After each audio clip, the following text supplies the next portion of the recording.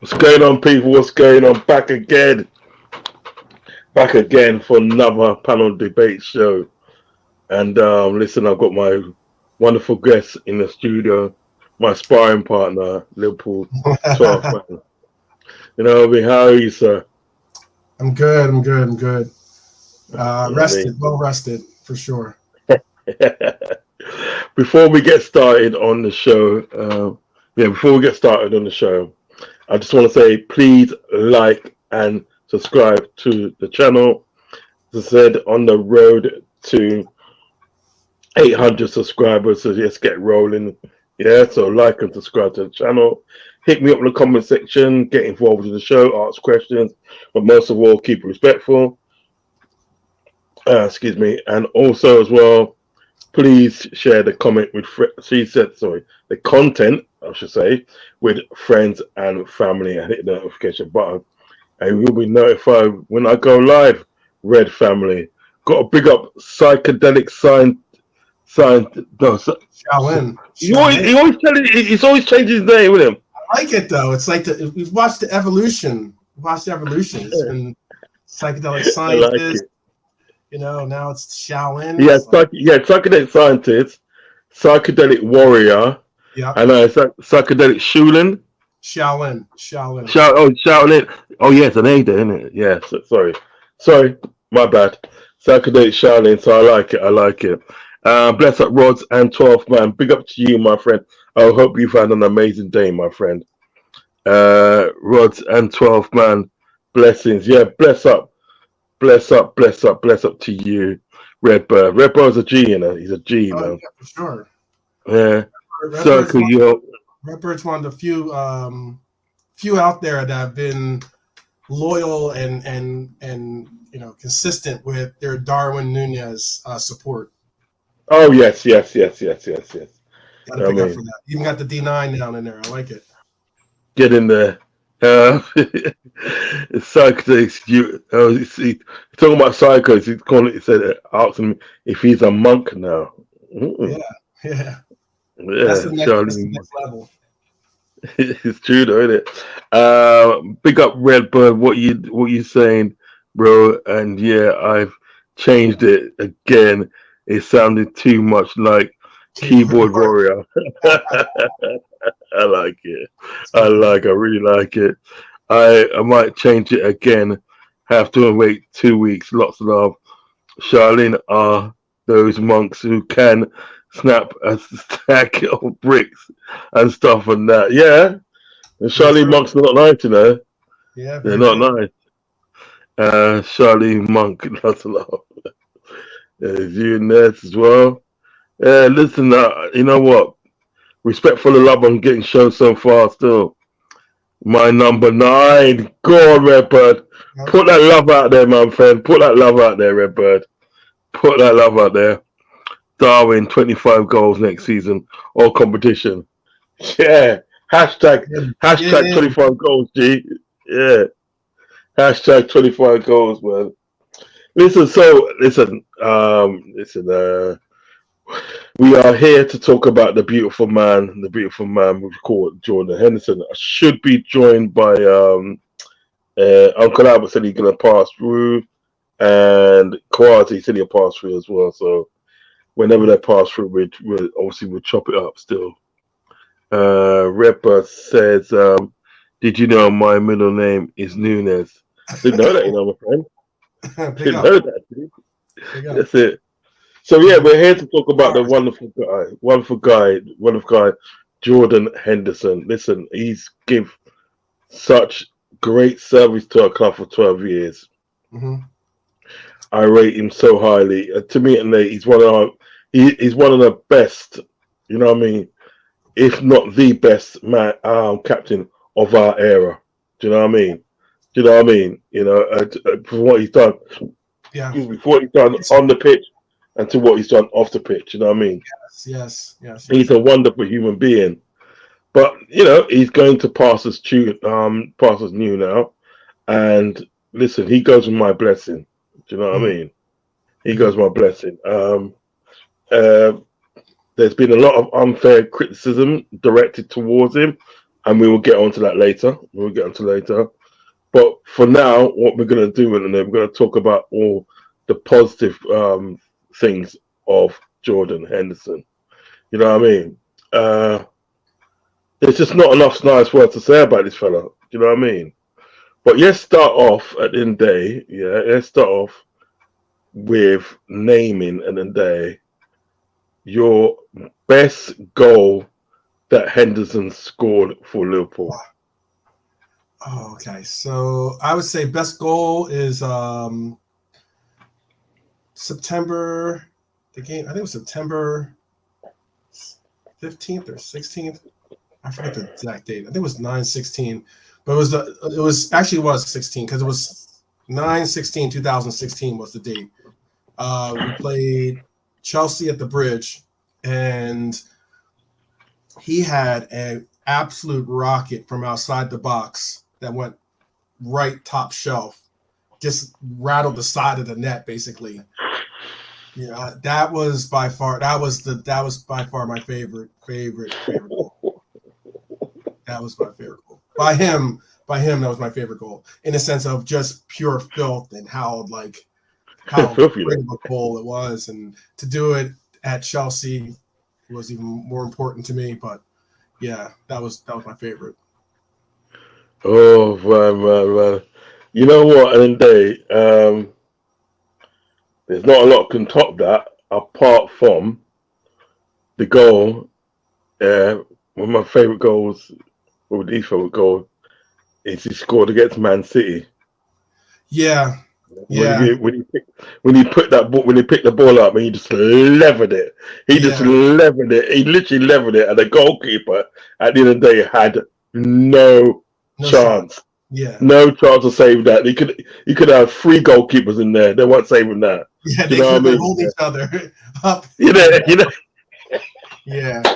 It's just the way that he sort of like come up to the ball, and I think at the end of the day he knew at the end of the day where he's going to put it, and he knew where it was going to go, and to put it sort of like to top bin like that was just amazing. You know what I mean? It was just amazing, and as I said, like he's an amazing sort of like player. So guys in the chat, can you tell us at the end of the day your sort of like your best goal that you've seen Jordan Henderson score for Liverpool? Let me get back to the chat quick. Let me just see something. Ravi says, big up the crew, them. He's such an idiot. That's Ravi. Big up Ravi, man. Ravi's a G. Ravi's another G, Ravi is another G, man. Sure. Seriously. Ravi is another G, man. He's always showing support. Did you watch that interview, Rodz? 12 man called Untold Story of the Champions League winner. No, I haven't watched that yet. Have you watched that yet? I haven't watched it yet, but I know which one he's referring to. I think it's basically it talks about, it's like an interview. I want to say it's with Henderson. Yeah. I gotta watch it though. I definitely gotta watch it. I'm gonna watch it. I do watch a lot of the not necessarily behind the scenes, but I do watch a lot of the content like that where they interview. And I understand a lot of them are PR pieces that are just going to, like, semi hype up teams, or not semi hype up the team or the image of that player, the brand, and everything else. But it is nice to see it sometimes, a more intimate look, a little bit more like detailed, discussion with a player. Yeah, I've watched that. Ravi said Henderson, he joined when the likes of Charlie Adams came to our club. Yeah, he did, Yeah. I like Charlie Adams. I thought he was a good player, to be honest. Yeah, Charlie Adams was good. He was good. Yeah, I thought he was a good player. I mean, don't get me wrong, he wasn't spectacular, but he was a good player. But you know what I mean? Yeah, but it does symbolize, something of where and what type of caliber players that were coming to this club, and how we were fortunate to get that caliber or that type of player in Jordan Henderson. And look, at one point we were even going to sell him at one point. So, as we already did this year, but I mean, still, we could have been robbed of a definitely glorified history with him. So. No, facts. If you haven't checked out Darren Farley doing some great Hendo impressions, so funny. He's actually funny, Darren Farley. You know what I mean? He's funny. Ensman's in the building. Big up Ensman TV. Big up to you, sir. Make sure you go over and like and subscribe to Ensman TV, and hit a like and subscribe on his other channel as well, which is the Day After Podcast. He's got two beautiful sisters on there on a Thursday night. You know what I mean? To be honest, he's got me glued anyway on a Thursday night. You know what I mean? I'm shameless. Trust me, I'm shameless. But yeah, go over there and give it a like and subscribe to both these channels, man. So big up the man like Ends, man. Big up yourself. And big up the chat. It says big up the chat as well. Let's see if there's any Jordan. Was it Jordan? Go do your thing. Thank you for everything. Yeah, big up Redbird. I got nothing but admiration for this. I like Redbird's avatar. That's pretty dope. Yeah, it is actually, isn't it? Redbird's a G, man. I told you. We got bare G's in there, man. We got bare G's. I remember psychedelics. Charlene says, I remember watching that Chelsea game. That goal was against a prime. Was it a prime? Oh, Courtois, innit? Prime Courtois. He couldn't be any more in the top corner. Yeah, he was, because Courtois was a shizzle at that time. He was a shizzle. Yeah. You know what I mean? Yeah. He ended up being our nemesis. He ended up being our nemesis once again, just recently too. Yeah, I think sort of like, I do think at the end of the day we could have probably played those last games that we played against Real Madrid. We could have played better, but it is what it is. No, that final, he stood on his head. Considering the amount of shots we had, some of them which that I thought we should have put in the back of the net. Hey, sometimes you're just bested by individual brilliance. So. Yeah, no, facts. Yeah. Rabbi, I saw that the guy is funny as what? Ensman says psychedelic big up. My man just met. You never walk alone. Says big up Uncle and 12 man. Yeah, man, big up to you, my friend. To you. I'm trying to get to ones that bless up ends. That's from Red Man. I'm trying to get to the ones that people say about this.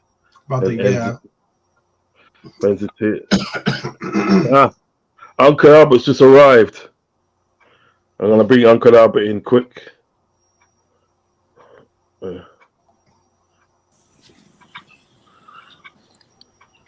Big up. Hey, Uncle Albert, what's going on, man? I like the top, man. That's tight. Thank you, man. That's nice. Yeah. This what I spend my retirement doing, buying Liverpool stuff. Uncle Albert. Let me ask you, and they please tell us, and they your best goal that Henderson scored for Liverpool. Oh, that's easy. Chelsea, Stamford Bridge. Same as But 12 man, isn't it? Really? notice that, well, it's because of the timing of the goal and how you go to Stamford Bridge and you just Good morning. Let's get ready for the day. I'm gonna start. polish them up with that kind of goal. You know, I let me say that apart from, and this may be just by the way, but apart from Manchester United, I think I dislike Chelsea more than any other EPL team. So, and they come really close. So anytime we have any sort of triumphalism there, it makes me very happy. That's also one of the reasons why I want us to make sure we don't go there and go and lose. But yeah, I think that was my favorite Henderson goal. It may necessarily not have been the most important goal, because I think the most important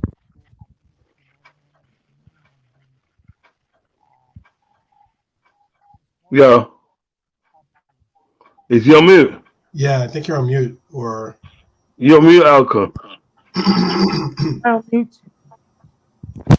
Can you hear me? yeah, Yeah, I can hear you now. I can hear you now. Yeah, yeah. Okay, yeah. I said I don't know if it's his most important goal, but I think I like the Stamford Bridge one. He Yeah.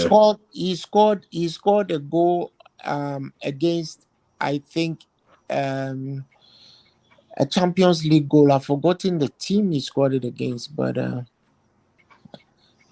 yeah, he scored a Champions. Was it Dortmund or was it AC Milan? One of them. AC Milan, I think it was. When he Okay. scored, when he volleyed it, didn't he? He volleyed it in Yeah, the you bottom see, most corner. of his goals have a similar characteristic, and I think that having to cover Trent killed that part of his game somewhat. And Mm. so, now that he's gone, you think about, maybe you just try to like think about the positives. And I think that one of the things he was forced to do was to sacrifice his that aspect of his game for Trent. And I don't know whether that was such a good thing or it wasn't a good thing. I can't tell you, but yeah, he sacrificed that side of his game for um for Trent to be able to move forward. So you know he did what he had to do, because I think that before, like maybe in the last two seasons, maybe 2+ seasons,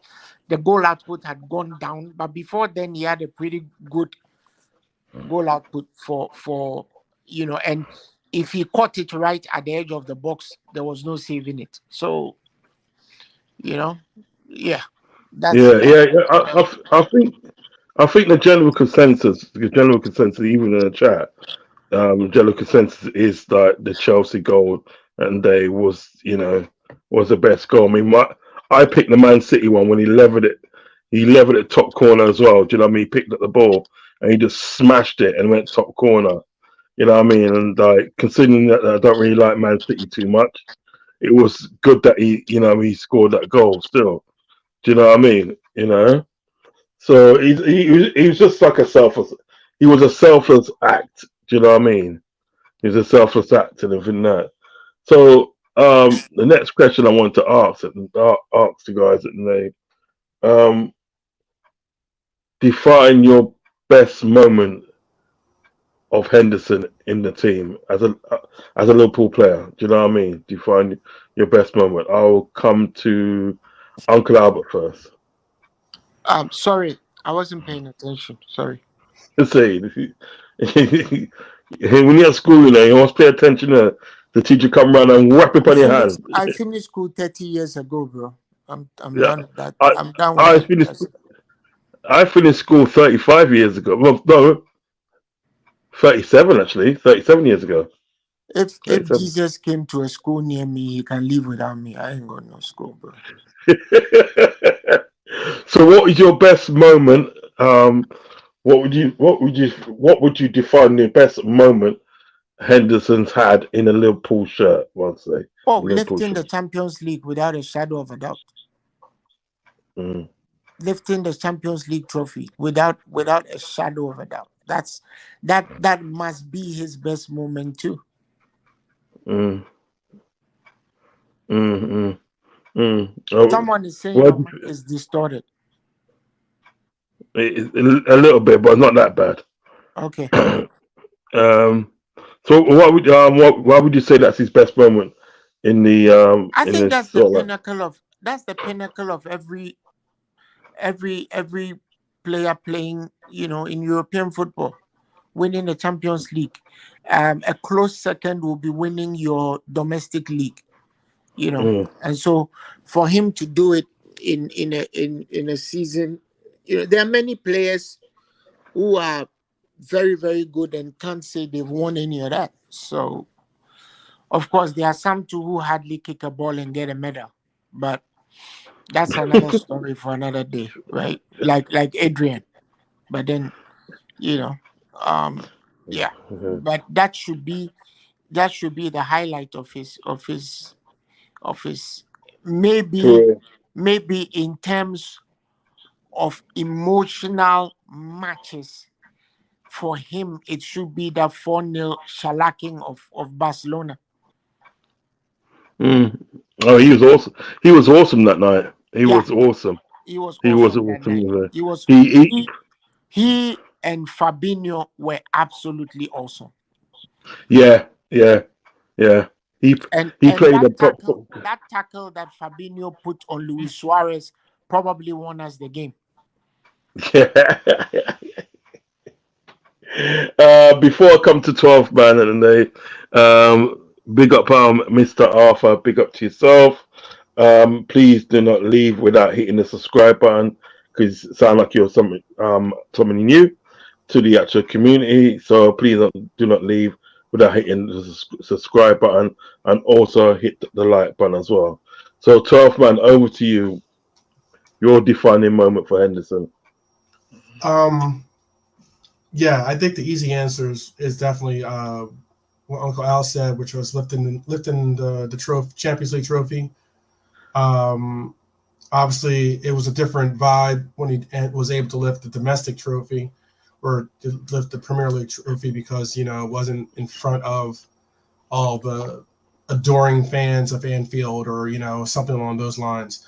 Um, I personally think though that what really defined such character and I was so proud of my captain was being a black male, seeing him basically stand up and take on the cause for BML, for the Black Lives Matter movement, taking on causes that don't necessarily directly involve him in the sense of him being affected by the cause, but him going as far as reaching out to other captains, making sure that the initiative gets is moved on. So many different little things that he's done, with his causes outside of the pitch. I think it's such an important role to play as captain, especially of such a historical club as Liverpool. It is a certain honor and a certain grace that he brings upon championing and being such a great spokesperson and spokesmodel for this club. And there's absolutely nothing you can say negative about him. You can critique his football playing, you can critique how he how he leads on the field and everything else. Those things are one thing, but you really can't put much of that same criticism or same fire you can't really put too much of the same fire when it comes to his efforts of really backing causes, whether it's the causes for helping Rashford with the children's the children feeding children in primary schools, or whether it's again Black Lives Matter, or whether it even goes into the LGBTQ plus community and all the other different things. He's always there for people and just people in general, and that's just such an amazing character to have. And to say that that's your captain and say that that's someone that represents what Liverpool represents, that is an amazing and such a substantial thing. I think that generates a lot of good praise and a lot of good virtue around the entire world to show that that's what your club represents. This is what your club is about. Noble causes that promote, all humanity. So that's for me what it was. I mean, to be honest, my best moment and day has to be the Champions League, but not lifting the trophy. It's what happened at the end of the day, sort of like after the whistle, when the whistle blew and everything that, and then and he went over and he hugged his dad and everything that, and they was in tears. They was in tears and everything that. Yeah, brilliant moment for me because his dad suffered with cancer and that. Do you know what I mean? yeah. So if that was good, if that was going to be the last thing that his dad see him do, and then day, right? You know what I mean? It was a good thing because his dad's been with him at the day, sort of like throughout his career. Do you know what I mean? His dad was one who pushed him and got him into academies and this and that. His dad and they gave him the belief, because I do believe he got brought up by his dad. Do you know what I mean? It was just him and his dad still. You know what I mean? So like to see that sort of like that kind of like emotion at the day, right? Yeah. It was humbling, and then then at the same time, he had an embrace with Klopp as well. Do you know what I mean? And Klopp was like going around hugging our players and stuff, and then he obviously noticed Henderson there, and he hugged him in the foot, and then both of them, and they both of them, and like Henderson like that, and he said both of them, and they was in tears. Do you know what I mean? Mm-hmm. To see those images and those emotional images, and it resonates with you and it sticks with you. Do you know what I mean? Yeah. And as you said it, Henderson was a selfless human being. You know what I mean? He knew at the day, like, he was privileged to be in a position at the day that he can play football. Do you know what I mean? And earn money and sort of like bring joy to people's lives at the day. You understand me, right? Yeah. And as I said, not only did he sort of like Black Lives Matter, he was involved in, obviously the LGBT, and he involved in NHS. He got a lot of people and a lot of the captains at the day in the Premiership. He got them to donate portion amount of their wages to, at the end of the day, sort of like the NHS. Do you know what I mean? In the COVID times and stuff. Do you know what I mean? It's huge. It's huge. And as I said, to have something like that at the end of the day, a person like that, of that moral fiber, that's what it is, moral fiber. Yeah. Do you know what I mean? Yeah. To have that sort of person in the day, right, in your club in there, it is truly an honor. Yeah. It's really truly an honor to have such a person of good moral fiber in the day, right, that knows at the day what's important in life. You understand what I'm saying? And as Ravi said, Ravi's put here, right? Ravi's put here, and I'll read it out when it comes up. Ravi says, 12 years is not easy to make it at the top club like Liverpool. So credit to Hendo for being the best version of himself. It's good he left without being remembered for his decline, if that makes sense. Do you know what I mean? I could have put it more better myself. I get it. I could have put it more better myself. Do you know what I'm saying? Now we can remember a man like Hendo and thing that for the good things that he's done and thing that. So really and truly, I get what Ravi's saying. He's more than likely in the day left at the right time. Do you understand what I'm saying? He's more left. He left at the right time. Yeah. Because we remember him in such a good way. Do you know what I mean? Yeah. I do hope though that he does get that true true exit from the club that I think legends deserve, which is, the true like swan song style. Thank you Yeah, for your service type. yeah. know, So that's something for me. At least, I mean, I know it's just as much for him as it is for the people that have been going to Anfield or do tune in to watch him play every day. You do want to see him be able to, it's kind of like someone having a birthday party. You want them to actually be able to go to their birthday party, not just have someone say happy birthday in a text to you or something. yeah, fact. You No, know, fact. like we can all say all these different things, but like, yeah, for me would be symbolic, and hey, let's not, I also think the same for Fab as well. I think Fabinho leaves this club a legend as well.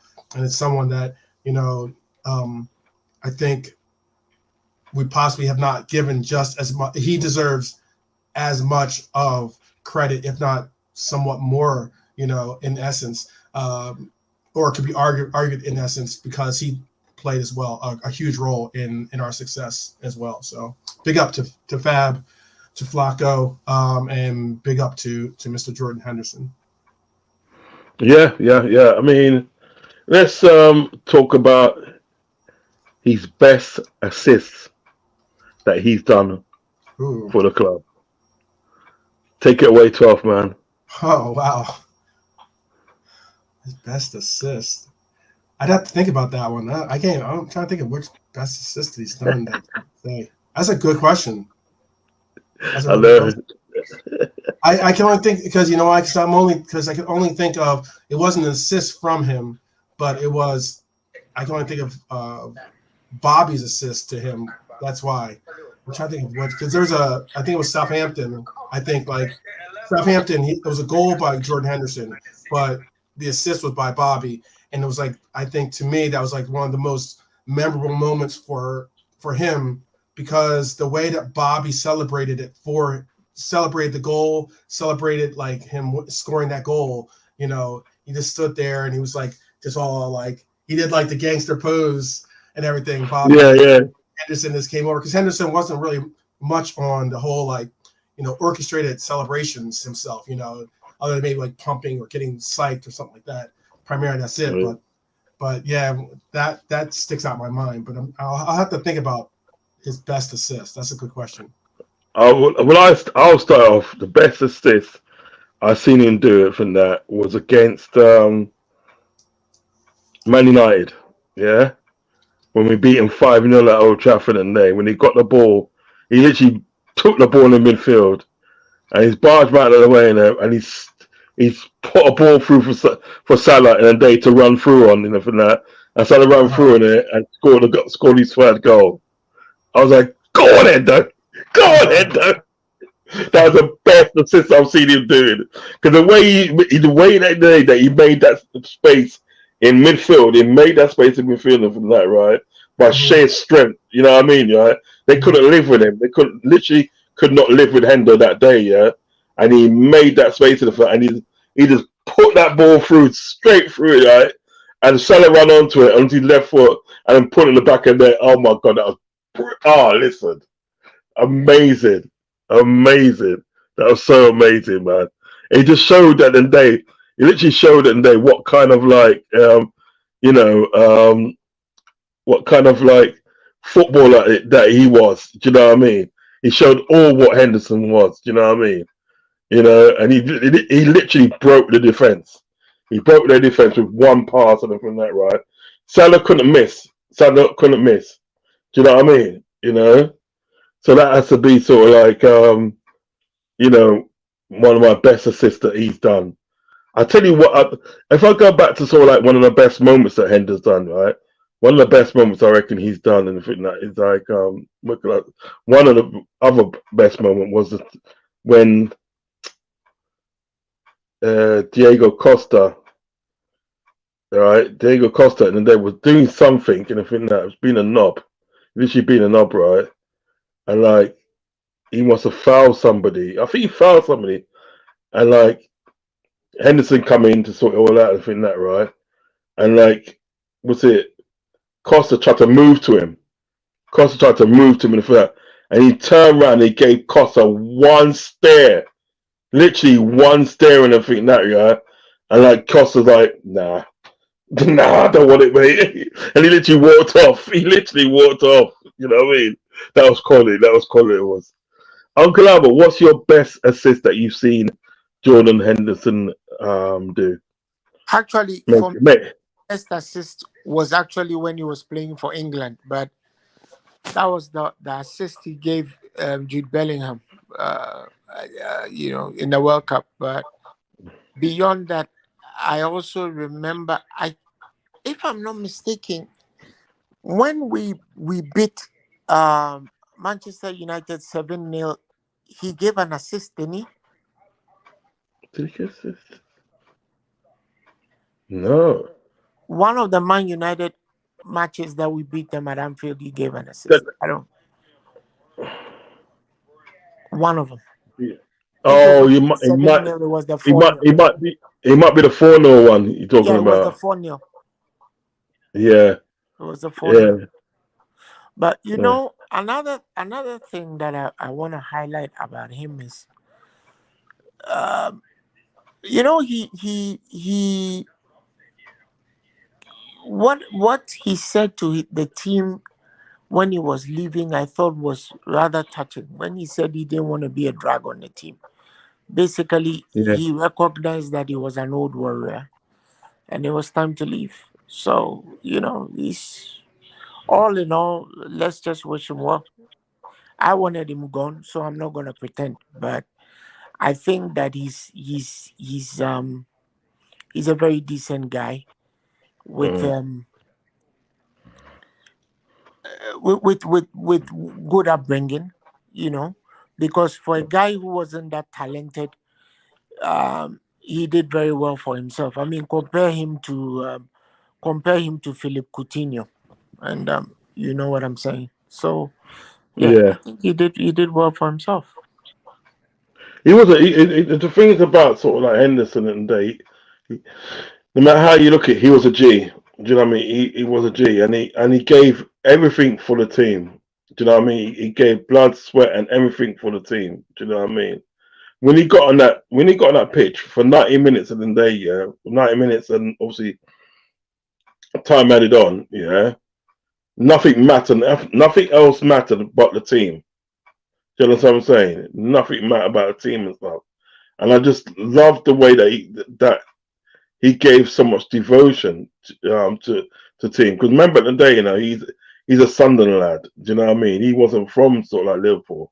Do you know what I mean? So a lot of people was thinking that, well, you don't know what it fully means to sort of like play for Liverpool and this and that. A lot of people probably did say that. But he showed it in the day, sort of like you don't have to be a Scouser to be devoted to Liverpool Football Club. You understand what I'm saying? Do you know what I mean? With the sort of like with the devotion and the love and the passion that I seen him give to that team, and you know what I mean?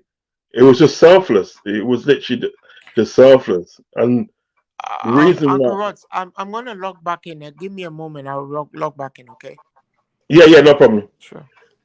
No problem. So like the reason why the reason why I said that about the Man United game and thing that is because it was against the old enemy. Do you know what I mean? And Right. Yeah.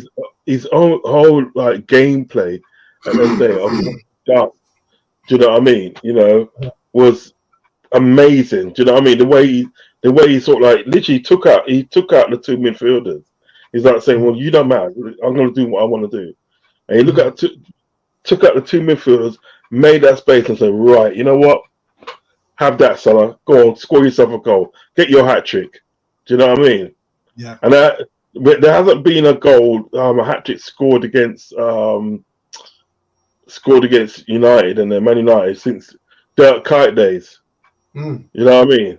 Since Dirk Kuyt, yeah, because Dirk Kuyt scored a hat trick against them, sort of like when at Anfield and that when we had Luis Suarez, he scored a hat trick, and I think the Man United hasn't been a hat trick scored against Man United since Dirk Kuyt, but you meant at Anfield or just at Old Trafford or just in general?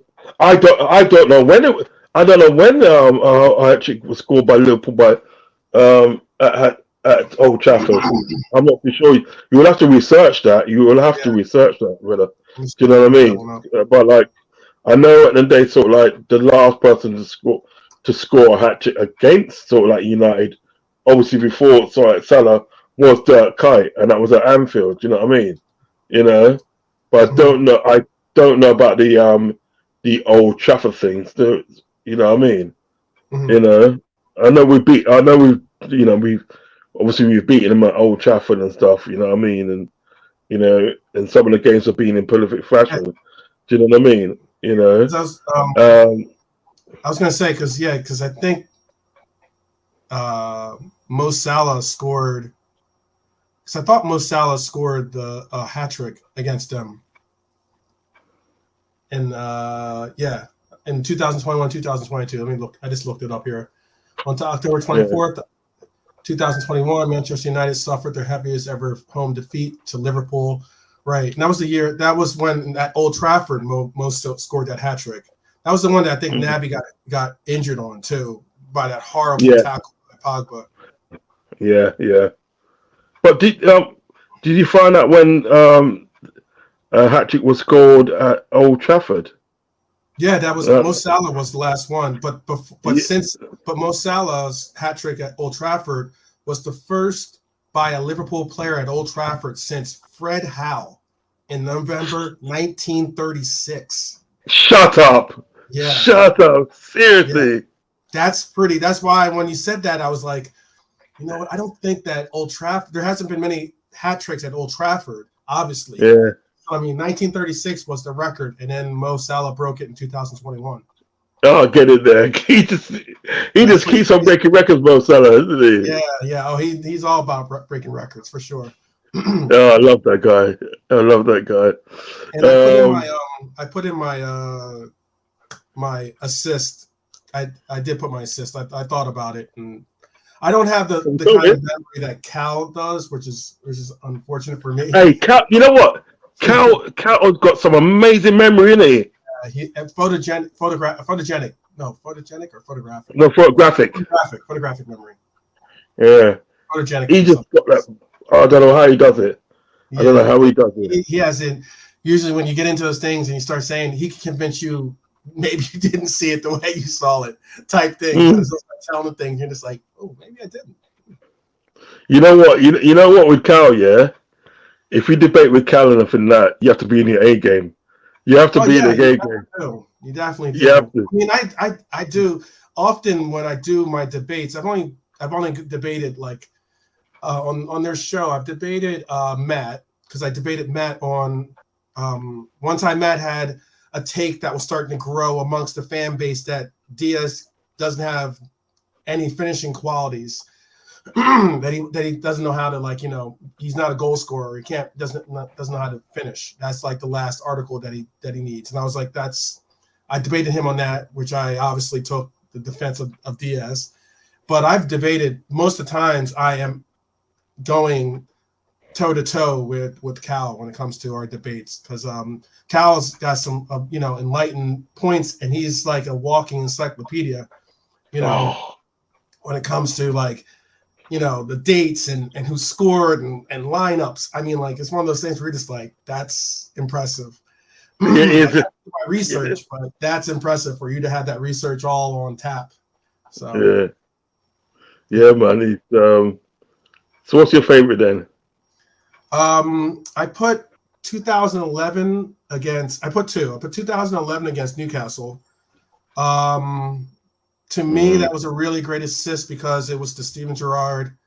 It was great because it was like somewhat symbolic to me, of the bond and the relationship. It was like, the sheer fact that they were going to eventually be passing, the guard, be a passing of the guard of the captain eventually. But, how he assisted Gerrard was something in my mind positive because of all the assists, metaphysical assists, I guess you could say, or the higher learning assists that he gave to Gerrard to become a great captain and to walk in the same nature and understand what it is to be a captain for this club from Gerard was symbolic. But then I also say the one I liked the most was also I'm trying to think what year it was, 2016 against Crystal Palace. He had an assist to Bobby, and it was a great assist because Bobby they just telepathically locked, understood each other.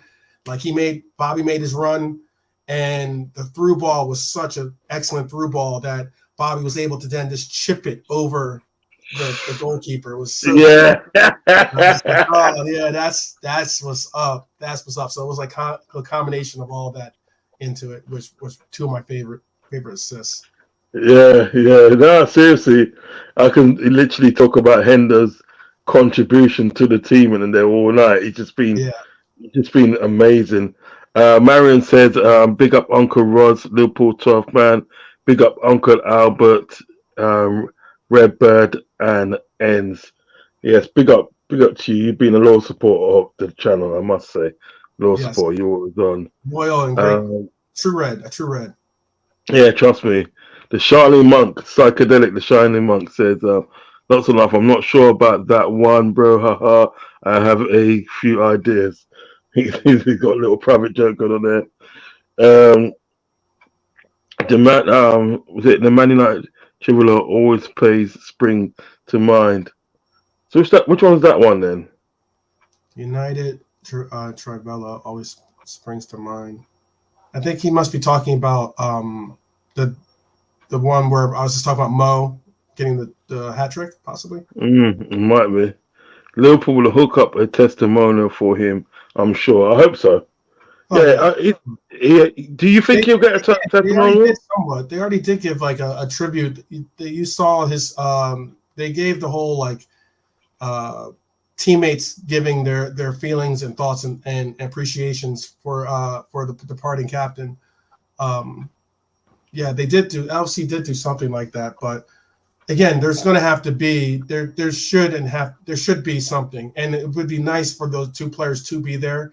Even if they're not in a red kit, even if they're not obviously not going to be participating in the match, it'd be nice to see them, be able to. Be nice for if they hook that up in the transfer that that they get flown back out here for our first match, and in front of whatever.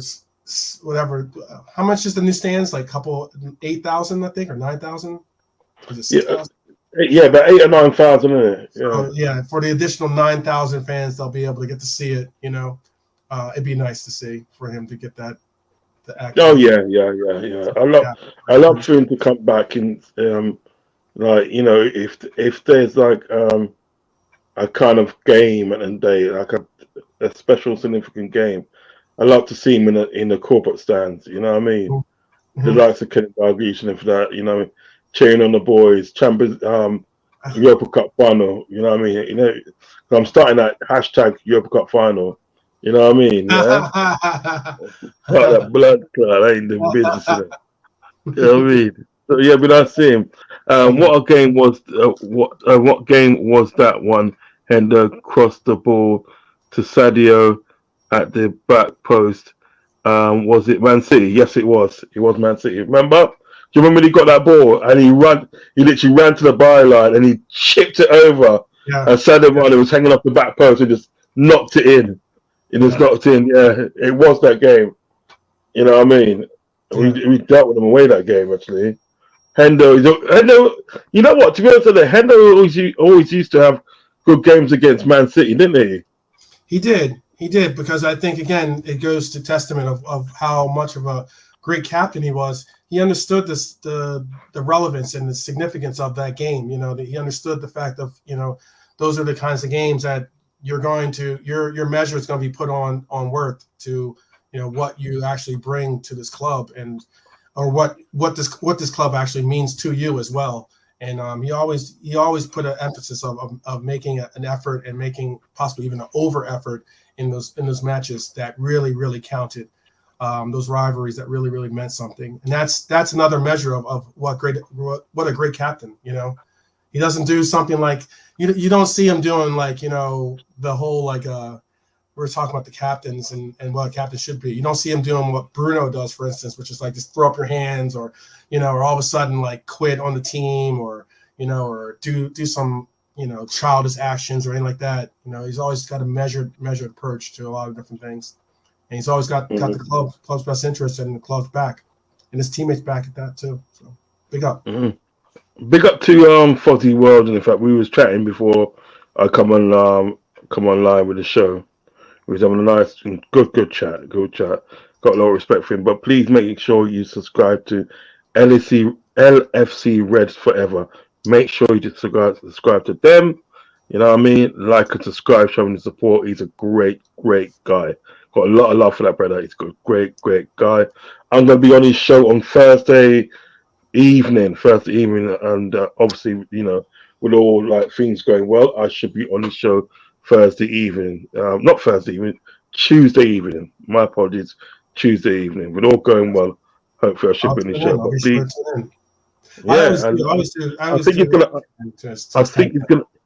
I think he's gonna give you a shout to come on as well.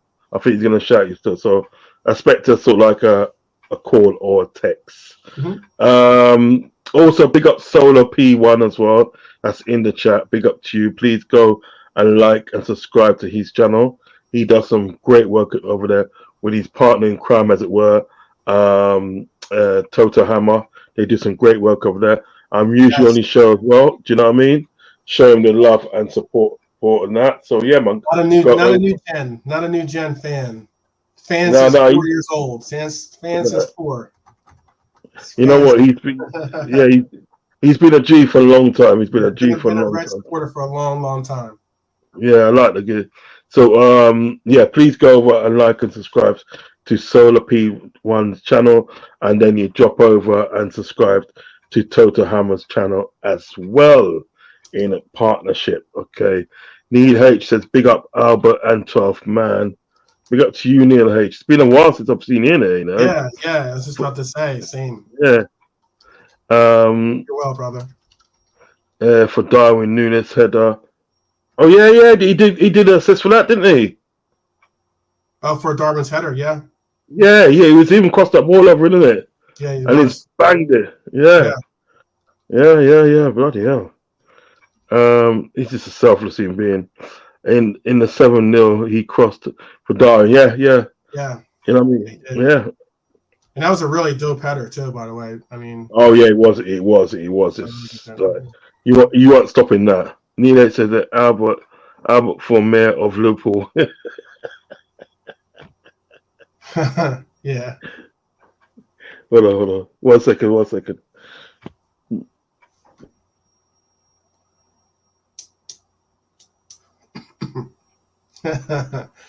read out some of the comments for me. You gotta put up my if you put up my little comment to Fozzie, it'll bring a little clearance. I like if you bring up my comment, it says to Fozzie's. That one? No, it's further down. Is it this one here?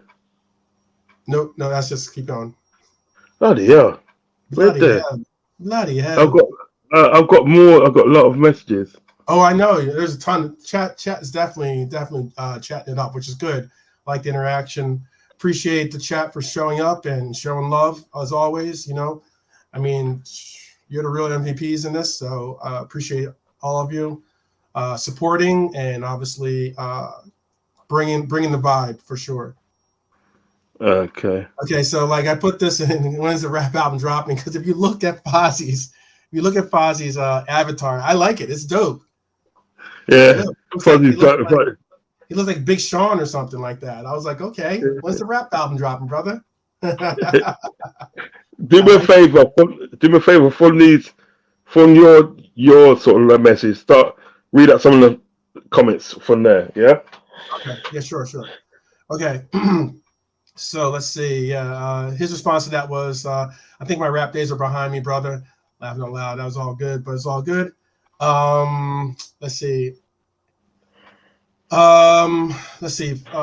Psychedelics Shaolin says favorite Stevie goal apart from the Olympicos or West Ham goal. I like the Maricel goal or the Middlesbrough Valley goal. Cool. Psychedelic Shell said, I agree. That's when I was starting to worry about our defense. Okay. Philip Bidwell, big up, my red. He says, I'm all good, and hopefully you're as well. I am, brother. I'm always well when I get to spend time with my Reds family. Let's see. Robbie says Albert should write speeches for presidents and kings and queens. Yeah, I don't know about that one. Definitely would be some profanity in those speeches, I'm sure. Neil H says the 12th man is my peaceful place. Oh, I appreciate that, brother. Appreciate that. Always trying to bring positivity, always uplifting my Reds is my mission, one of my missions, guys, bring you as much knowledge and experience and everything else that I can to empower my fellow Reds to knock down these charlatans, these trolls, these scrolls, and these rivals. Let's see. Let's see.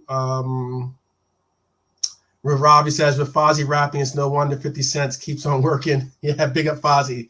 Keeping 50 Cent on his toes for sure. Neil H asks, where in America are you from? I am from the East Coast. That's the East Coast. But now pretty much I am West Coast. So yeah, that's where I hold it down in the big US of A. Let's see. Psychedelic Shaolin says, expectations for next season, Europa and Prem. I am down, Psychedelic Shaolin. I've already gotten clipped and already gotten flack for saying those same things in the sense of, look, I will admit that my predictions were accounting for us having a solidified DM role for Henderson and for Fab. And having this be the redemption season and having this be, their opportunity to go out as real big, players and things. Neil H is saying, I have family in Long. Oh, big up. That's real cool. Yeah, family in Long Island. I used to live in Long Island, like pseudonymly live in Long Island. Excuse me. And like let's see, Westbury. Bayside, and then also I actually am from outside of Philadelphia, New Jersey side though, but I'm 5 minutes outside. I grew up 5 minutes outside of Philadelphia in New Jersey. So excuse me. But yeah, that's my expectations is that I expect or I've been clipped up for having the Europa quad.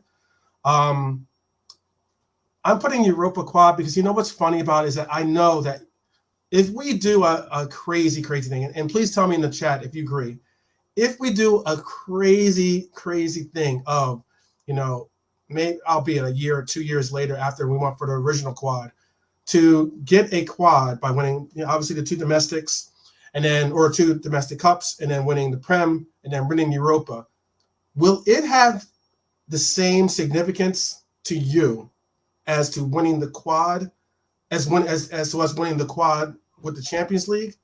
Oh, Quasi, you can answer this question especially. Let me hear this.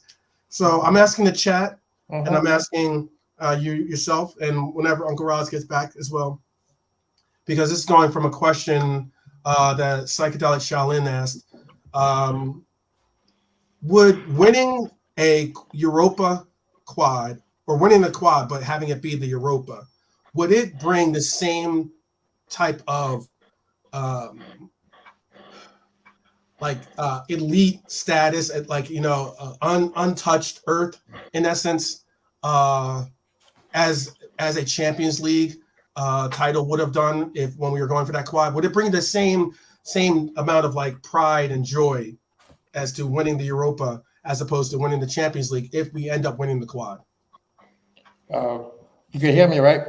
Yes, and welcome to the show, Quasi Bolt. Thank you. I'm late. I'm helping a friend of mine move around some stuff, so I was like, let me jump in real quick and say hello to the fellow people in the chat. Big up to Neil, big up to Psychedelic. But hey, the question is a valid question, and I think it should, but the fans will not allow themselves to enjoy it because they will be worried about what the rival fans will say. Right. They're gonna, like I said, they're gonna like underscore it. They're gonna bring They're an gonna be asterisk. like, well, it's not a Champions League. It's not a Champions League. We're like, okay, you won 4 trophies. Right. Hey, big up, Fuzzy. You won 4 trophies. Yes, the Europa is not at the same level as the CL, but at the end of the day, it is a major trophy. It is. It is a major. It used to. You know what's funny about it, and Uncle Rodz can back me up on this. I'm sure you can too. Is that it used to be Europa was the trophy. Was the trophy? Yep. Like that was the big trophy was Europa. You know, Champions League evolved from Europa, but all the same, like Europa was the title to win for a long time. Yeah.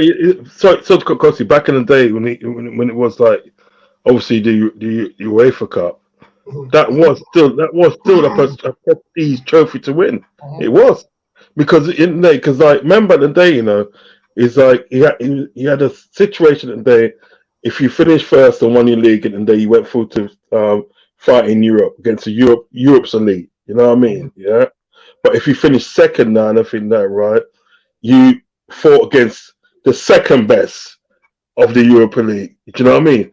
So it was still a prestige trophy to win because even in that time there, you had some serious teams in there. You had some serious teams in there for that. So to win it, and then because remember at the day we won it back to back under Bob Paisley. Do you know what I mean? We won it back to back and stuff. And to do that at that time was no easy feat. Do you know what I mean? So yeah, you're right.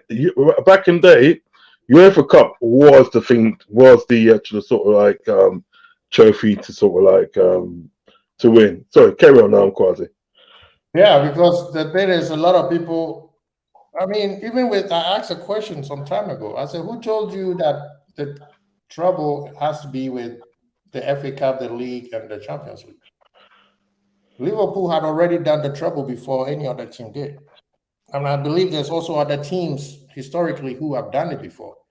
So this thing of allowing other clubs, rivals, tell us what it's supposed to be because they did it first, that's not what it is. Man United fans all of a sudden are quiet because City did exactly what they thought that nobody could ever do.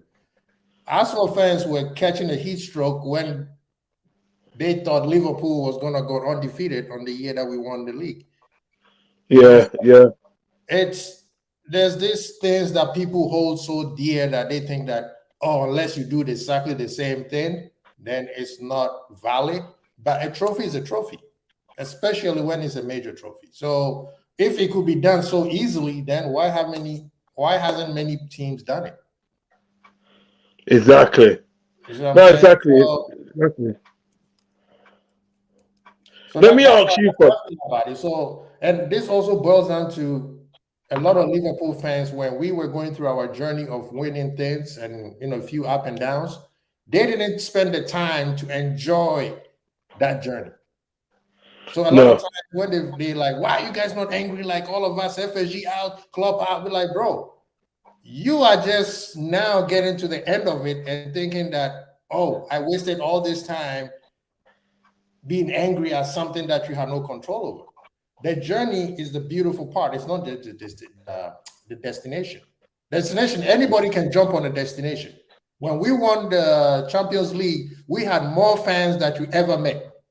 All of a sudden, everybody was an LFC fan telling us what we should do. If you don't do this, you're not an LFC fan. If you don't support Mane, you're not an LFC fan. Why you guys love Salah more than LFC fans? We're like, why are you telling us how we're supposed to be supporting our club? You know what I mean? So don't waste your time on what the rivals are saying. The rivals are jealous. They want to hold you down. Right now, what is Arsenal doing? Arsenal has a carbon copy of VVD by the name of, what's his name? Saliba, yeah. Arsenal is out here singing the song Ale, Ale, Ale. Arsenal has a front three that comprises of basically Salah, Mane, and Bob. But when we were doing our thing, what were they saying about us? Oh, you guys were just in a closet somewhere. You just came out 30 years ago. After 30 years, you guys were not doing anything. Even when we were in our darkest moment, we were still winning trophies, major trophies at it. Yeah. The league. So make sure that you don't waste your time on what the rival fans, because the rival fans are doing exactly how Liverpool are doing business. City is doing exactly how FSG started the business. Arsenal is coaching exactly the same way Klopp used to coach. Man U, I've been copying us since Alex Ferguson left. Yeah. But they are the ones who are the loudest, make you think that whatever you guys are doing is wrong, but when they do it, it's okay. I'm sure you guys heard that before. And it's true. It's true. Go back to most of these Man U content creators and listen to what they said when we were doing good, and then listen to what they say now when they are doing good. When Eric Ten Hag decides to get a player, certain player, and said, I'm going to develop him, they were like, that's the greatest thing ever. But when Klopp does the same thing, what do they tell us? Oh, your owners are cheap. You guys are not supporting Klopp. They're like, bro, you're doing exactly the same thing. So that's what I say. A trophy is a trophy. Yeah, if you were say you winning a whole bunch of Audi caps, okay, then I understand. But it's not an Audi cap. It's not a Tiger cap. It's not this. Tiger. No, but listen, and Dave, right? All you got to remember as Liverpool fans, yeah, take it from me, yeah. I've been supporting Liverpool for a long time. I'm not sort of like belittling anybody's support. You know what I mean? I'm not belittling any support, but I've been supporting Liverpool for a long time. Remember, and we set trend, we set trend for people to follow, Remember, you remember that? Because remember that the end day, right? One thing Alex Ferguson said in the day, right, is when he came down from Man United, he said he wants to better what Liverpool have done. He wants to bet. He didn't say he wants to better what Arsenal's done. He didn't say what Man City. He didn't say Chelsea. Yeah, he said Liverpool. So obviously, in the day, when you look at what Liverpool is accomplished in the day, we set trend for other people in the day to follow. That's always going to be the way. And if even in our darkest moments in the day, when we came up against AC Milan in 2005, and we wasn't supposed to win it and everything like that, but it was sheer heart and desire, blood, sweat, and tears that's got us over the line and everything like that. Do you know what I mean? Other teams can't do that. Other teams cannot do what we do. Do you know what I mean? Other teams cannot have nights like what we did against Barcelona when we were 3-0 down. And when arguably in the day, they had the best player in the world in their team, and we still beat them 4-0 with people like Divock Origi, Trent Alexander, Sadio Mane. Do you know what I mean? Jordan Shaqiri. Do you know what I mean? Ronaldo. You know what I mean? If you look at that's what I'm saying. You look at our team then, and you compare it to the Barcelona team, and they were still levels ahead of us. But we still beat them. Do you know what I mean? So we set trend and influence. So nobody could tell me nothing about my team. We are Liverpool in the fitness. We are Liverpool. We set trend. So what I want to ask you two questions, Kwasi, and then it seems obviously you just come in and that. And I'll thank you for your take so far. It's been good. It's been inspiring. First question I'll ask you, your best Henderson goal. Yeah. Second question I'll ask you is your best Henderson moment. Yeah. And the third question I'll ask you, your best Henderson assist. Do you know what I mean? Yeah. And this is all to do with Liverpool. Obviously wearing the Liverpool top. Yeah. My first goal is against Chelsea. That shot from 30-some yards away. It hit under the bar and went in. Moment is, of course. Yeah, coming down. What's that? No, it's talk to don't worry. And then the moment is, of course, winning the Champions League, and he went to his dad, and nobody knew. Did he understand why the cameras was kind of like focusing more on him? And then later on, we found out that his dad had cancer. So the fact that his dad was there to see him win,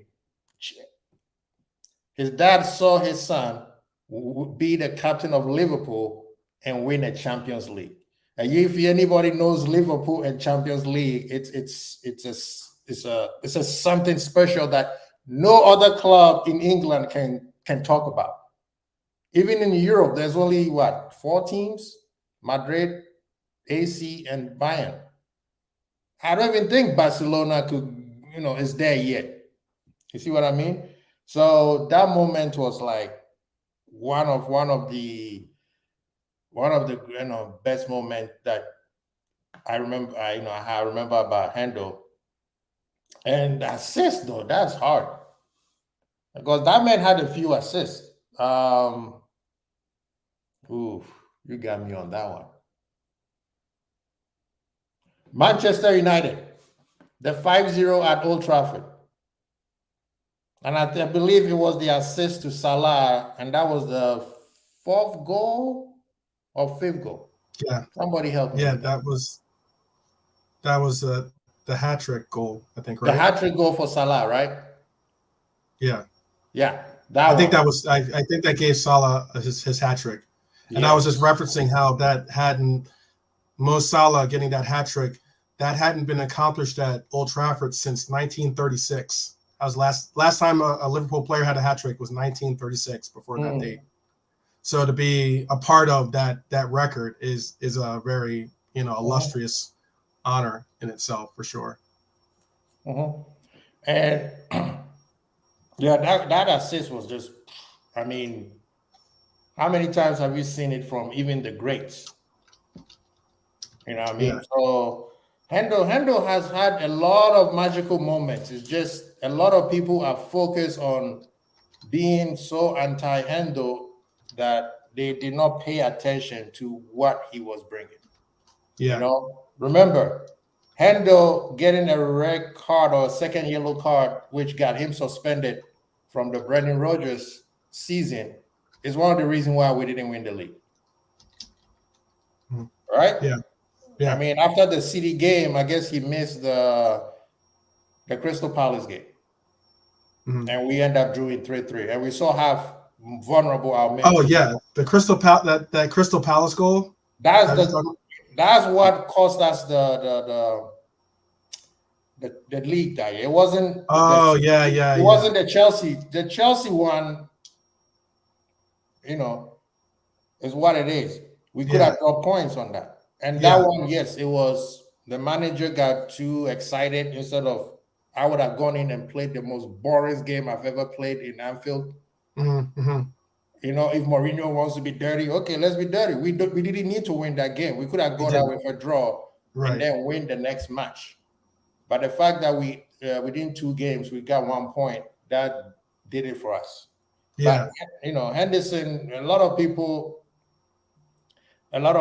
have not paid attention to Henderson for a long time and see what he brought to the team. A lot of people, leadership. That's because that's what people just want to, box him into. No. Henderson, when he first came in, he was young. The boy, he was played in many positions that he didn't needed to be played. He was being sold by the new manager, and he basically had to fight himself to say no. And also, we have to give credit to Rodgers for also seeing something good in him, where he decided to doing something specific for Henderson. And then one person that we also have to give kudos to, and that's Lucas Leiva, because when Henderson was going through his tough time with the fans, which was embarrassing, it's Lucas who said, "Keep your head down, work your behind off, and these fans are gonna love you." Yeah. And when he did that, guess what happened? all of a sudden the fans decided to get on his side, and he was playing much, much better. And that's where you started seeing the evolution of Henderson, where all of a sudden now the captainship started, being talked about, that this guy was going to be the next captain. So a lot of times we spend our time insulting, abusing our own fans. That is the part that we as fans need to. I'm going to keep talking about this, and I know. Good. I'm there. I'm right there with you. You can't tell me you are supporter. You can't tell me you're an LFC supporter. You can't tell me FSG out, and then you are abusing your own player. If the player is not good enough, that's a whole separate conversation. We could talk.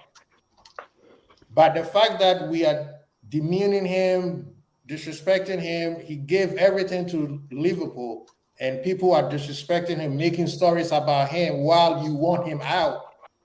You are not an LFC supporter to me, because it seems to me like you are just there for the glory days. You just want to be like, I'm the loudest fan out there, because the louder I am, the more everybody will think, oh, they love me. I love LFC, blah, blah, blah. No. If you love LFC, it doesn't matter how good or how bad the player is. You support him as long as he is respecting the club. A lot of you guys are not giving Suarez the same heat. And he's the one person who have disrespected the club more than anybody else. But the person who put his head down and became the captain of the club and worked his behind off, that one you guys want to embarrass and talk so much trash about him. How does it make you a Liverpool fan? You can't talk. You can't tell me FSG out and you are out here bashing your own player. And it doesn't just have to be Henderson. It could be any other player. Yeah, no, facts. I mean, facts. To be honest, today, sort of like when I bash FSG, and I think that obviously just to jump off subject for a little bit, when I bash FSG and that, what I tend to do in there is give, you got to add contents to it. You know what I mean? You can't just bash FSG, can't just bash a player and then without giving contents to it. Do you know what I mean? Because what it is in the day is sort of like a person may, as I said, a person may not agree with what you're saying, but at least they know where you're coming from. You know what I mean? What makes it worse is that a person obviously not agreeing with you and also not knowing where you're coming from. Do you know what I mean? How you got to that trailer thought of why you're saying X, Y, and Z about either the owners or whether it be a player. Do you know what I mean? So it's always important to give content to what sort of like you're talking about, to what you're bashing, put that way. Do you know what I mean? Yeah. Nobody says that you cannot have your opinion. Because we live in a democratic society. Yeah. I hope. You know what I mean? But in the day, one of the things that you should be doing in the day, if you're going to critique, please give like content to your critique, to your criticism. Do you know what I mean? You have to give at least that person that they can understand how you got to that trailer for. You know what I mean? And they could probably agree to disagree. They can always say like, "Oh, that's fair enough, but I don't agree." Fine. Do you know what I mean? But the point isn't a lot of people to me at the day want to talk for the sake of talking. Do you understand what I'm saying? For the sake of talking, and they don't give you proper content to what they're saying so when they do say it it comes out all wrong. It's like, for instance, I saw something the other day, and the way that sort of like this guy, and they forget his name and he's supposed to be a Chelsea supporter, the way that he was bashing Lukaku, I thought it was totally unfair. It was totally unfair. Man was calling him a narcissist and all sorts of that, right? Totally unfair. Again, that's what I'm saying. Again, no content and content to what you're saying. You know what I mean? You wasn't giving good content to what you're saying. You were just saying for the sake of saying it for like clickbait reasons. You know what I mean? Shock value. A lot of people, you got to think about, a lot of people will do that. A lot of people will say certain things in the day, and they don't even believe what they're saying themselves. They literally don't believe what they say themselves. They're just saying it for the shock value. Yeah. You know what I mean? To shock you so you can talk about them and they get noticed and everything that. Do you know what I mean?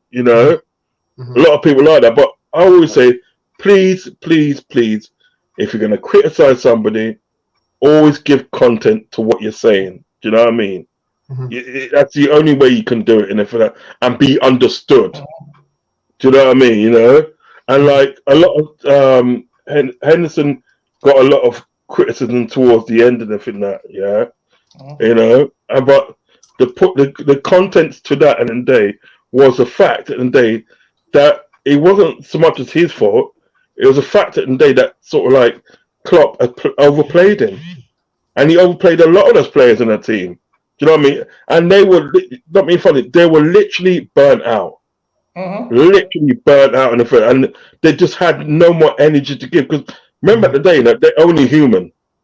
They're only human. They're made of like blood, bones, and skin. They're only human. Do you understand what I'm saying? Yeah. They bleed like us. They use the toilet like us. Yeah. Do you understand what I'm saying? Yeah. So when you got when you got like a manager in the day that's gonna literally excessively play them all the time, because at the day, like, you know, the contents to Klopp's thing, why he's done that, because the system what he's playing at the day with this guy, it worked, and it kept on working and everything that. So literally, he drained the F out of it. Do you know what I mean? Yeah. So coming to like where that last season and everything that, right? The season before, mostly now, the season before when we was on for that quad and everything that, right? We had one of our most amazing seasons that we've had for a very, very long time. I can't remember the day a season like that we had at the day, that we was involved at the day, right, in all competitions at the day, right to the end. Do you understand what I'm saying? I don't think that's ever happened for us. I'm not too sure. Somebody can probably correct me, but the fact in the day, when you go in a modern game now, when you go through all that, right? The following season, it's never going to be the same. It's never going to be the same for the night, right? Because you're burnt out for last season. So what should have happened is what's happening now at the day, where they're bringing in players in the day. Yeah, I should have done that 2 years ago. Yeah, then that comes to my criticism of FSG. Do you know what I mean? Yeah, is that if you're an owner of the club and for the night, right? Yeah. Right, if you're my owner of a club, I want you to notice these things. You know what I mean? And I want you to do something about these sort of things. Do you understand what I'm saying? I agree with you on that, because they put too much faith in not just the manager and the people they put. Well, at the end of the day, it's their fault, because they are not the football people. They have football people who are supposed to take care of these problems. The football people that we had got too naive, too relaxed. They didn't, you know, they this was the word they used right here. You know, they started feeling themselves. They thought they were 10 steps ahead of everybody else. Yeah. And they got caught. You know, the thing is, as the owner, yeah, good or bad, you take the credit and the fault for it, because you are the owner. Yeah. I agree with that. But you go ahead, please. You check it out. Touch Cocky. You check it out. If you own the company and you put me and you put sort of like 12 man in charge of that company, you know what I mean? We ain't gonna analyze what company it is, but we just say you put us in charge of the company. You're the owner. You're the one that sort of like, you know, brought this business and everything that, and you put us in to run the business. Yeah. It's for you, don't you think? It's for you as the owner and day to have like annually checks at the end of the day on the club and not the club, on the business and the running the business, the profits and such. You know what I mean? Yeah. Yeah. What I feel at the day with FSG and everything that, they put these people in charge, which they should. You know what I mean? Put these people in charge, but they wasn't regularly checking on these people. Do you know what I mean? To see and they how it's running. Do you know what I mean? Yeah. And I would say, I'd say they're bad for that. Do you know what I mean? Right. They're not bad at the day for putting these people in charge. You know what I mean? Because that's what you do. You know what I mean?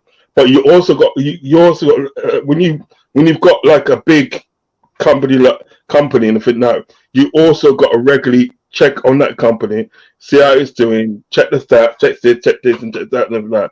And the moment you see something in the day within the company, right, that it's either A, be neglected, or B, and then they can be improved in that improved. As an owner, you're supposed to be on it. Now, that's it comes to what I'm saying today. It's like in that situation, what happened at the day was there wasn't they wasn't checking on the team. So what should have happened like 2 years ago is literally happening now. You know what I mean? But you know, so as I say, but as I said, didn't they? If you're going to critique something, you have to give content to it all the time, and to make people understand where you're coming from. So with that, can I at least give a little bit of context too? If we had won the quad, considering that we lost we lost the league by a VAR goal, basically a non-VAR goal, and Villa not being able to hold a 2-0 lead. Okay. And ended up losing basically the league on 1 goal, and then we lost the Champions League final 1-0. In essence, we lost it on 1 goal. Okay, I know from a perspective of that, I can agree. When we won the Champions League final, when we won our Champions League final, our most recent Champions League final, we most likely should have built on to that club. We should have possibly put more additions to that club to make sure that if we did have injuries or there were players that we had to phase out, we could have done that process. That I can agree with. Okay. But I can also say this is that it's difficult at times to say, do not have that feeling of let's run it back, you know, to know how close you got to getting over the line and not say you want to run it back. So for instance, I follow this is a different sport, obviously, but I follow the Philadelphia 76ers. Okay.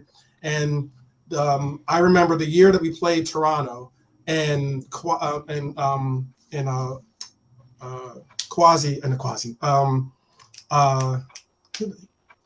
the shot that bounced 4 times. Okay. Leonard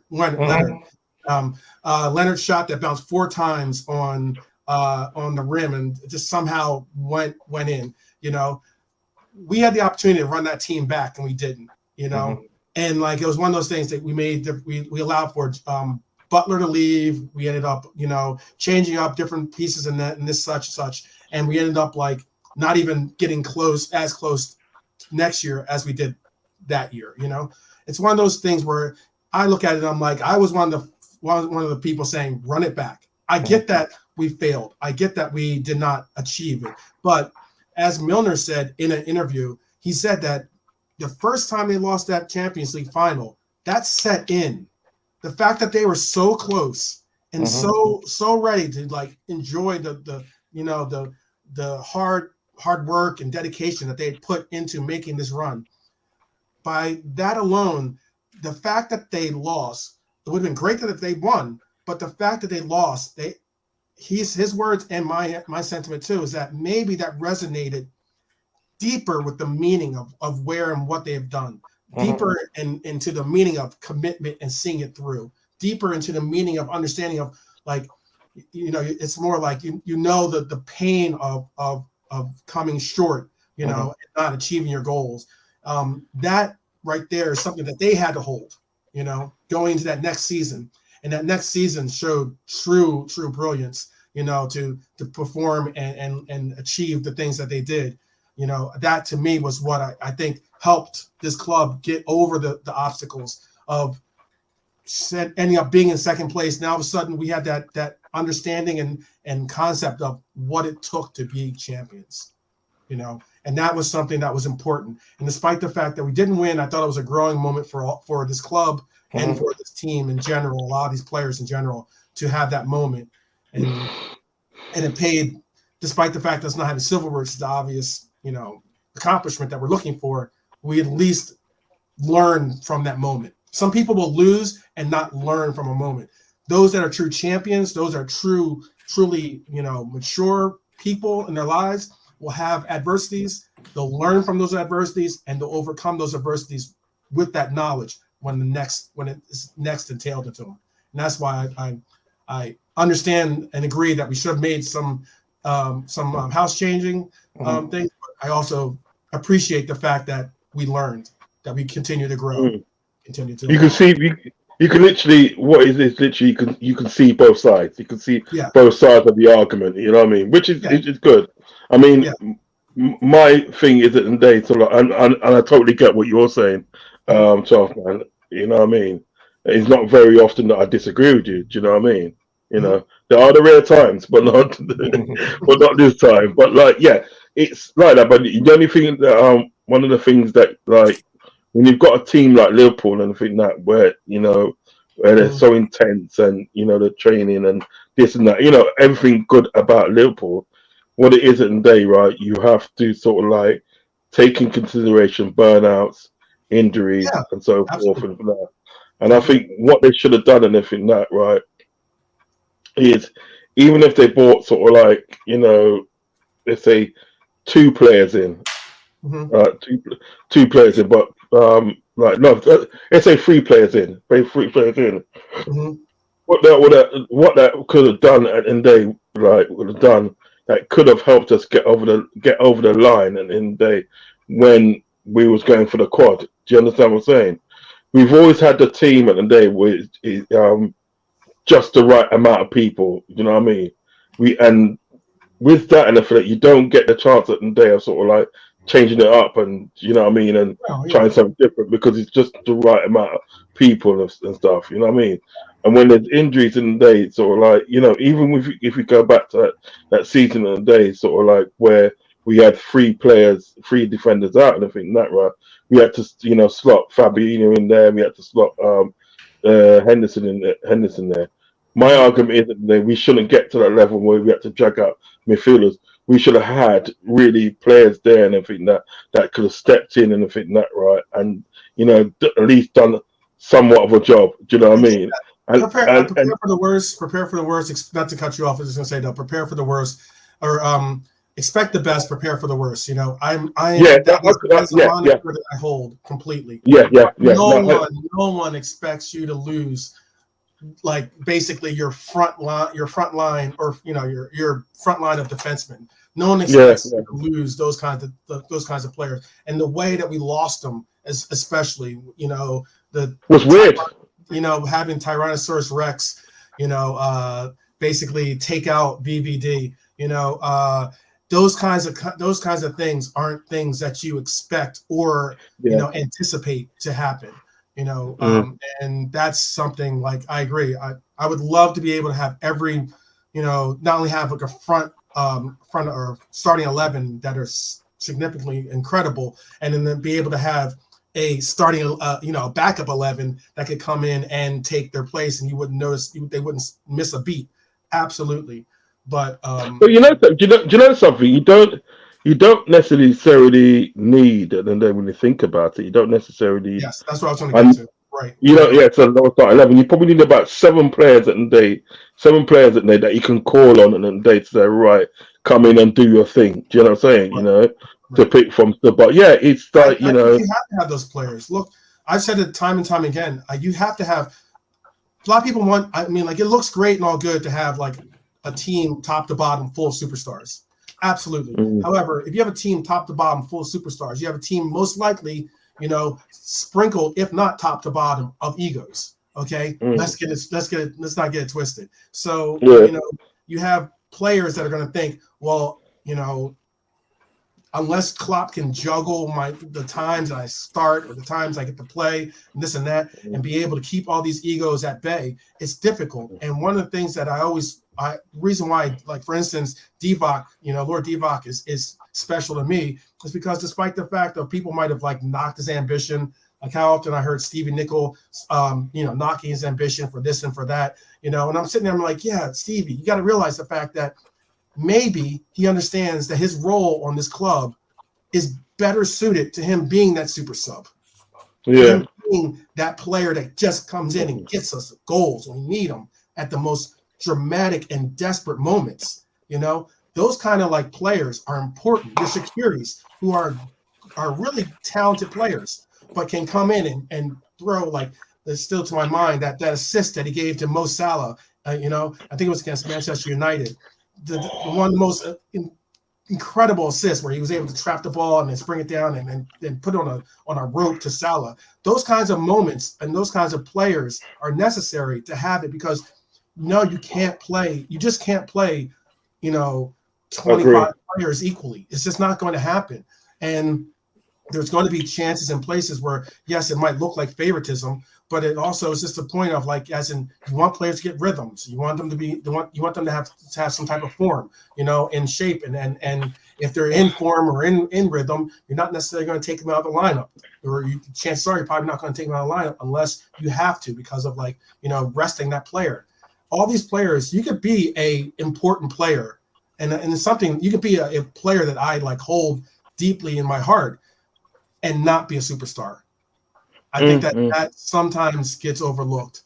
You could be a player that is just a role player, or just a one of those fringe players, as some people like to say, or something along those lines. But still, if you're contributing the right contribution, I'm cool with that. If you're able to, we had fringe players in that Barcelona match that Quasi was referencing that played huge roles in a game that almost everyone had us counted out in.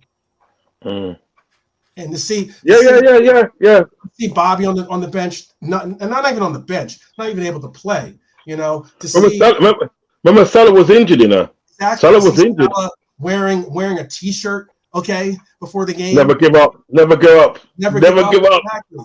That sentiment is what exactly is important. That I believe that, and one thing I'm definitely trying to bring upon our fellow Reds is that despite our hardships and despite our shortcomings or the times that we've come up short, as long as we as fans as well as a team continue to grow, I'm cool with having these players understand and develop and grow into their roles, be able to be the players that they have to be, and bring us silverware. Learn from that shortcoming. Learn from that mistake, as opposed to us just continuously doing the same thing. That's do you know something? I think that, just to sort of obviously segue from that. Yeah, the last thing I will say in that is whenever Divock Origi played and everything that, a lot of people got to sort of remember before sort of they criticize him. That's what I always say. There's always content to things. Mm-hmm. Yeah, Divock Origi scored a lot of important goals for Liverpool.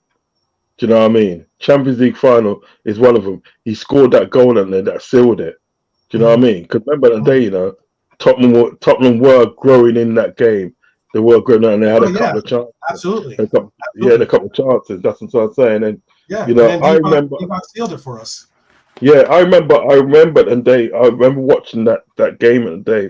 Me and my little brother, we watched it at one arena in Liverpool. That was one of the best nights I've had for years. And we watched it there. And then what must have happened is I think at the day sort of we either had a goal, a shot. Yes, it was Milner must have hit a shot and I think Louise pushed it around the post or something like that. You know what I mean? Mm-hmm. Yeah, and then it was like that, and then next minute this woman that was standing next to me, she goes, "We need a goal because we need a goal." Do you know what I mean? Yeah. Mm-hmm. You know what I mean? And we definitely need a goal. Let me jump on this. What I was gonna say is the part what 12 Man was saying about Liverpool growing pains. The thing that I liked about it, that camp, is Klopp and the management team, the front office, brought in Fabinho, brought in Alisson. Keita, we already had Keita, but he waited a year. And then I think Shaqiri was brought in too. We missed on Fekir, so we brought in Shaqiri instead, right?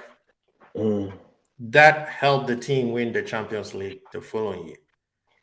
The second year, when I talk a lot of trash about Klopp, the man almost won the league from day one. So after that, I was like, I'm never going to criticize the man. Let the man do his work. All right. When we won the league, they took a gamble and then it worked. The year after, it was injuries, but he was also at fault for not bringing in new center backs. He should have let Lovren go after Champions League, not after we won the league. that would have gotten him a brand new center back. That's what I'm trying to say. But you know, something cost you, yeah.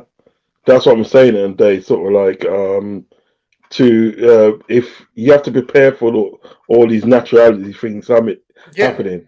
Had you sort of like prepared then, you know, in the quad season that we might have got over the line. I just want to sort of like talk about sort of like Jordan Henderson again. Because basically, as I said, before you go in, I've been telling you guys that we're gonna get Mbappe. You see that we're trying to get him on loan for 1 year, right? I've been telling you, y'all don't want to listen to me. Kylian Mbappe. Mbappe. That's not happening, man. We're gonna get him on loan for 1 year, and then we're gonna do our No, that's not gonna happen. Check your sources. Call your ITKs and everybody. Everybody's saying it right now. Liverpool is in talks with PSG for 1 year loan for Mbappe. And then, that's cap. That's cap, blood. Let me read out this comment there for Ganga Deep. Big up Ganga Deep, man. Big up your blood clot self, dog. You know what I mean? Big up yourself. He says, as I was mentioned to Fuzzy, was the ideal choice to get the maximum out of FSG model. However, once we got to the top, the whole club got complacent, from owners to the management and coaching staff. In my opinion, I agree with that. So listen, Ganga D, please do not leave without hitting the like button and subscribe button, please. Please do not leave without doing that. Listen, I was talking about criticism and stuff and adding context to your criticism of that. Jordan Henderson, because the show is about Jordan Henderson. Jordan Henderson, leaving the club, he's come under a lot of criticism and they sort of like in the fact of him leaving and going to Saudi Arabia, because he was a supporter in the day of the LGBTQ, okay, and going to Saudi Arabia, they don't believe in sort of like that lifestyle. They don't believe in that lifestyle store. But what they're saying that if what you do behind closed doors, they can't do nothing about. Mm-hmm. But open public affection and open sort of like public promotion of a lifestyle that we don't believe in would be frowned upon. Do you know what I mean? Wouldn't go well. Do you understand what I'm saying? Anyway, so he's gone over there, but a lot of people and they have been criticizing for going over there, and a lot of people and they have come out and saying that his legacy at Liverpool is tarnished. Now, now to me, that is unfair criticism to what and then they sort of like Jordan Henderson has done for the club. You know what I mean? So I'm gonna obviously go around the table and get obviously your guys' thoughts on it. Do you know what I mean? So I will come to 12 man first. Where do that 12 man? 12 man. Yeah, I'm here. Yeah, I'm here. Can you hear me? Yeah, I can hear you now. Yeah. Okay. Yeah. No, sorry, I was looking up the Quasi's claim about Mbappe. I'm sorry, it caused it to freeze up a little bit. Yeah, even that got me tempted. I was like, "What? You're shameless, man. You are shameless." What? I told you. Did you see something or you didn't see something? No, I saw what you're talking about. Yeah, I'm telling you, it's gonna happen. You guys gonna be sitting there and be like, huh? It says something about 200 million or something like that involved. No. You get him on loan, you give him 50 mil for a loan. That's right. A fair for a player like that. Like I said, I have a T-shirt that I'm getting made up for our front five, but okay, it'll mess up my T-shirt, but that's all good. I'll live with it. I'll live with it. You just have to put you do what they call it, the plastic one in and put Mbappe in there. They take him off. Yeah. Right? Yeah. When he leaves. I'm telling you, it's gonna happen. People gotta be shocked. Come on now. If that happened, and then I will get on the Henderson moments, but if that happened, oh my goodness, if that happens, because like, look, I get the whole concept of ambition. Ambition is how you look at it, though. I mean, it's about how you ambition can be spun either way. Like, for instance, you said ambition. A lot of these people, I see a lot of people in the chat talking about we should have bigger ambition, or we should have we should have had when we got injured, we should have sufficient backup, or I think Gangnam Deep was talking about how, like, when after Lovren, that year after Lovren, we should have gotten, after we sold Lovren, we should have gotten additional center back because of the two we had two center backs that we were counting on that were injury prone per se. Look, I get when people say ambition, and the reason why I'm saying it can be spun either way is because you can still say, okay, it's ambitious to believe that you can get this out of these players. It's somewhat ambitious to think that you are so confident in the fact that I'm saying, I know these are two injury-prone, quote-unquote, players. I know that, it's suspect if we do go into this next year with this player or that player, But again, that's the whole concept of running it back. Ambition is saying, like, okay, well, if we were to run it back with a team, we had a quad competing club, and in essence, this Klopp thought that we could run it back. I think, realistically, we could run it back, have some additions, obviously, with the youth, but have it where we run it back with this club that came so close to achieving an incredible goal. They got the double, but they could have achieved an even more incredible goal. And that's ambition as well, in essence, because that's saying to yourself that you believe in yourself. My ambition is I believe in myself. I'm willing to bet on myself to win. I'm willing to bet on the laurels that I've created. And then, albeit it's not ambitious as in, okay, well, now let's take this player out, replace him with him, take this player out, replace him with him, and spend money. Often we always just see spending money as being ambitious, but sometimes being ambitious can be, doubling down. You know what? We're going to go back on the question I asked you, but just to say one thing within that, right, is that when you're bringing in players in the day, right, if you do it over a period of time, you don't have to literally spend a lot of money. You can just bring in one player and then sort of next transfer, bring in another player.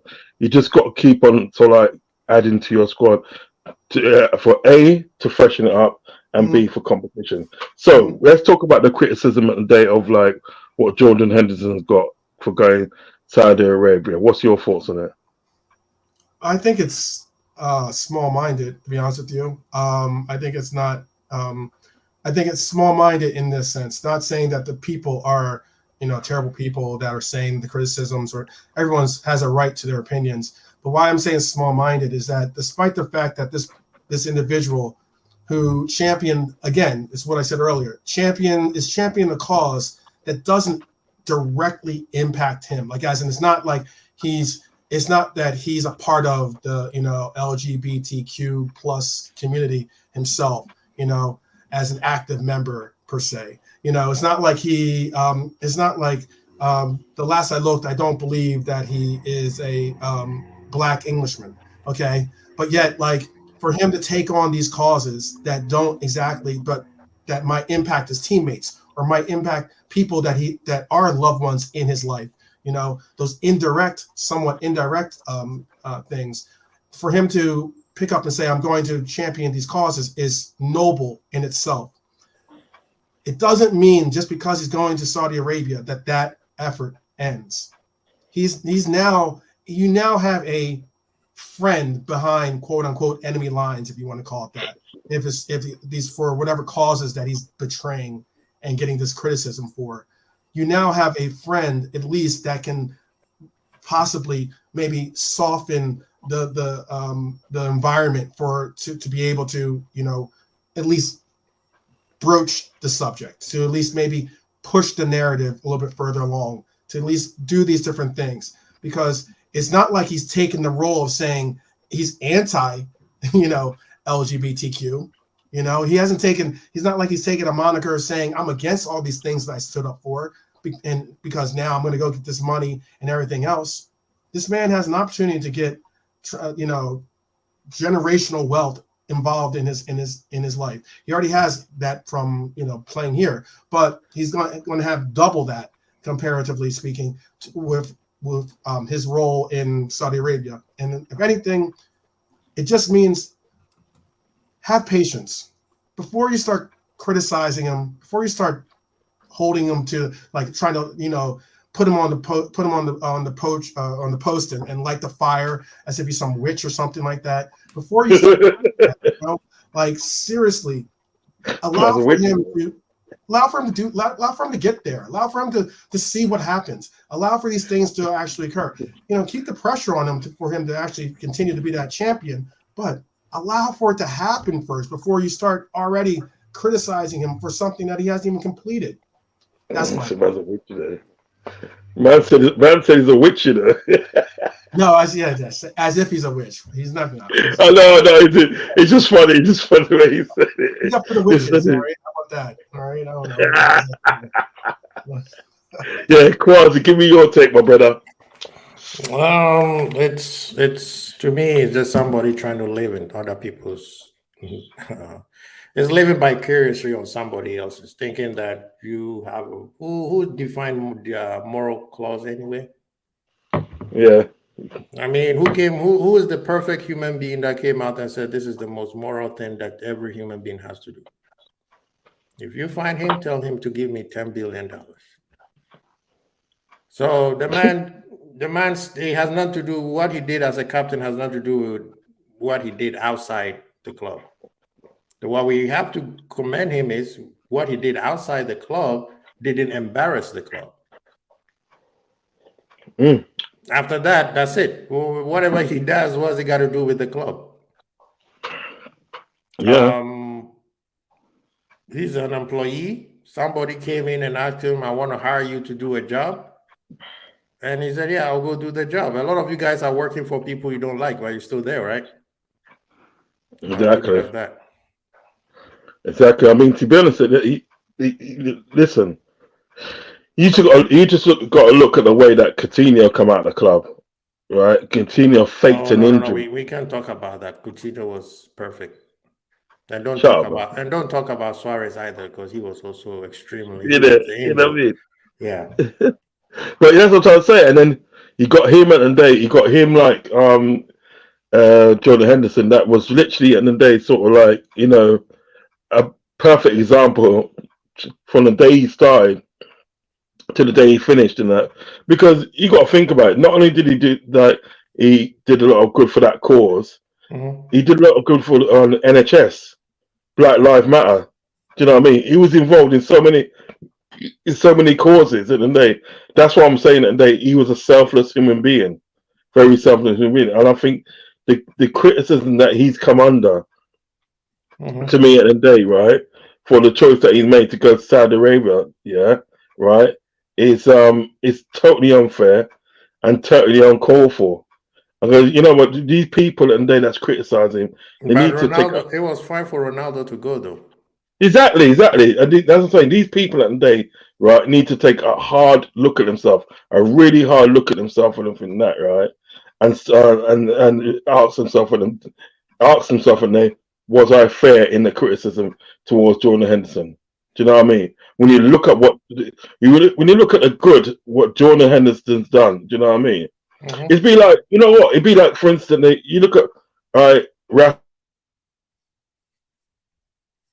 Rashford saw like he's done a lot of good in this country in the day with feeding the kids. He started off with Manchester and everything that, right? And he went to sort of like he went to the government and said, look, I'm doing this idea in these times and event to feed the kids at the day in my area. I want to take it countrywide. Can you help me? You know, for that. He went to Boris Johnson and them lot and asked for help, and for that they told him no. So he goes, all right, then fair enough, I'll do it myself. And that's what he did. He did it himself. And he made sure that then the whole of the kids in the UK and they was getting a meal. He done that. Nobody else done that. He done that. And then at the day they want to turn around and ride off his glory. And ride off him still, right? Now, within that time as well, he had to endure a lot of racism. You know what I mean? Cyber racism on terrorists and stuff. He had to endure that, yeah? That's what he can endure. So if at the end of the day, right, decided at the day to go to sort of like Saudi Arabia and that, right, and play in a country and they with people that slightly look like him. Do you know what I mean? With people of color and everything, that, right?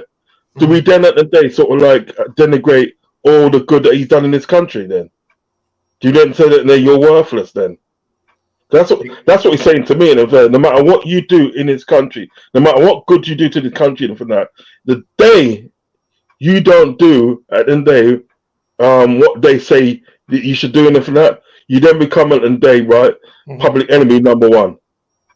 And there's too many of that at the end of the day happening at the end of the day, right? There's too many of that happening. Do you know what I mean? In England and from that, the moment you don't do a thing, and they literally forget.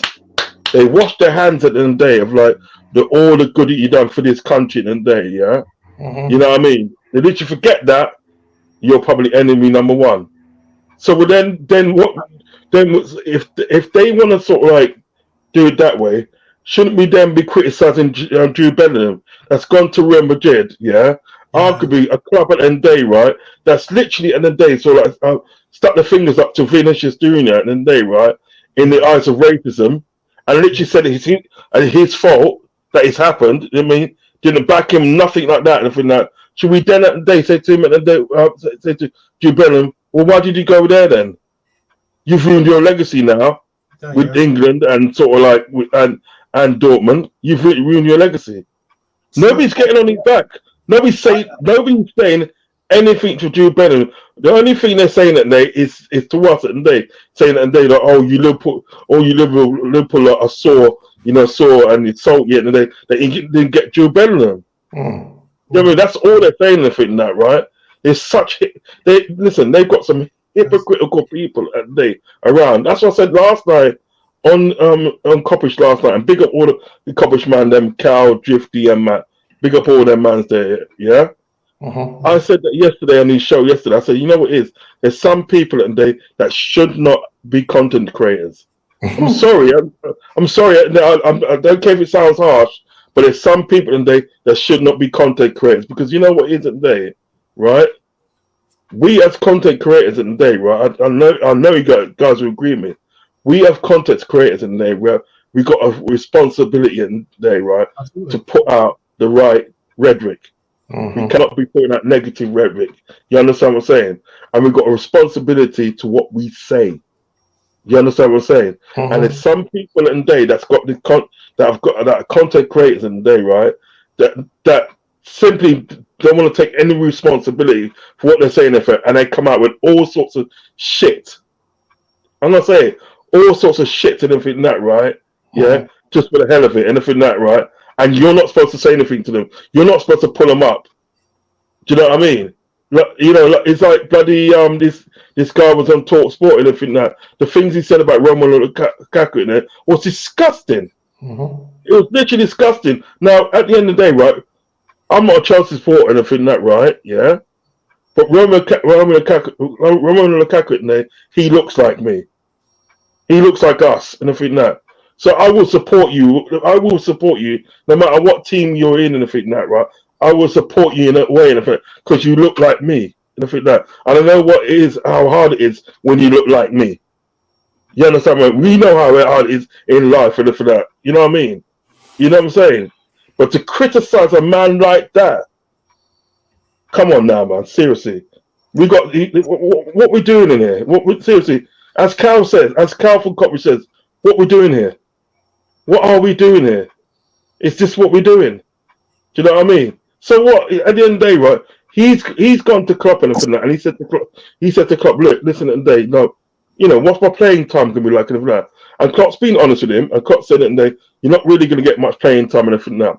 And he said at the end of the day, he goes, I don't want to stifle the next star that's coming through and all the sort of things there, right? Selfless again. I'm gonna go to Saudi Arabia and everything that because I can go to Saudi Arabia, I can pay for it for 3 years and everything that, right? Get paid well and everything that, right? Enjoy my retirement. You understand me? Yeah? Let the man go, man. Let the man live. Let the man live, man. Don't be criticizing man like that, because at the end of the day, right, before in the day he went to Saudi Arabia for that. You know what saying that the Henderson Get that him day is the out. best. Is the best. No, before that today, they're saying get him out. They were saying that how good Henderson is, and he's brilliant. He's this and he's that. He's this and that. Best friends. You understand what I'm saying? And I put obviously the last year, season or so, people didn't want him out, and I think that right. It wasn't so much as his fault, and then that's what I was saying before. And I think he literally got burnt out, and I think that. So you never saw the best of him, and I think that. You know what I mean? And Ravi said it. Ravi said it. The thing said the best way, and I think that I rather him go out as a legend, other than go out and notice him for his decline. You understand what I'm saying? So listen, listen. If I was there, and for that, I would have given him a pat on the back and go, thank you for your service. Thank you for your service and then your 12-year service to Liverpool Football Club, a club that I love and of that. Go and earn your money, you. Go and earn your money. People at the day live in too much glass houses and want to criticize people too much and that to suit their agenda. And I hate that. I hate that. They want to criticize people no matter who they are to suit their agenda and everything that and to look big. You know what I mean? He's ruined his legacy and everything that. I couldn't believe it when I heard that the other day. She's lucky. The person's lucky at the end of the day, right? It wasn't a calling. I would have called in and go, what do you mean by that? What? What do you mean by that? It's disgusting. Sorry. That's my take on it anyway. It's disgusting. The thing is, like I said, we shouldn't either we hold those people accountable or we don't even give them any credence. And we do what we do best and give respect to the captain. And I appreciate everything he did for me, for the club. And one thing is that Barcelona game, if he didn't play the way he played, remember, his heel was messed up. He had to get injection just to play that game. He wasn't supposed to be on the field. You see what I mean? So the man has given everything and anything to the club. This is the side of business where it's emotionless. You just have to do what's best for you at the time. And, you know, I mean, if people haven't listened, go listen to Klopp's recent Singapore interview. He said it was a choice. Klopp didn't want him to go, but Henderson was like, nah, let me go. And this is the good thing about some of these LFC players. You know, Bobby, the same thing. Bobby, they wanted him to stay. And Bobby said, nah, best I leave.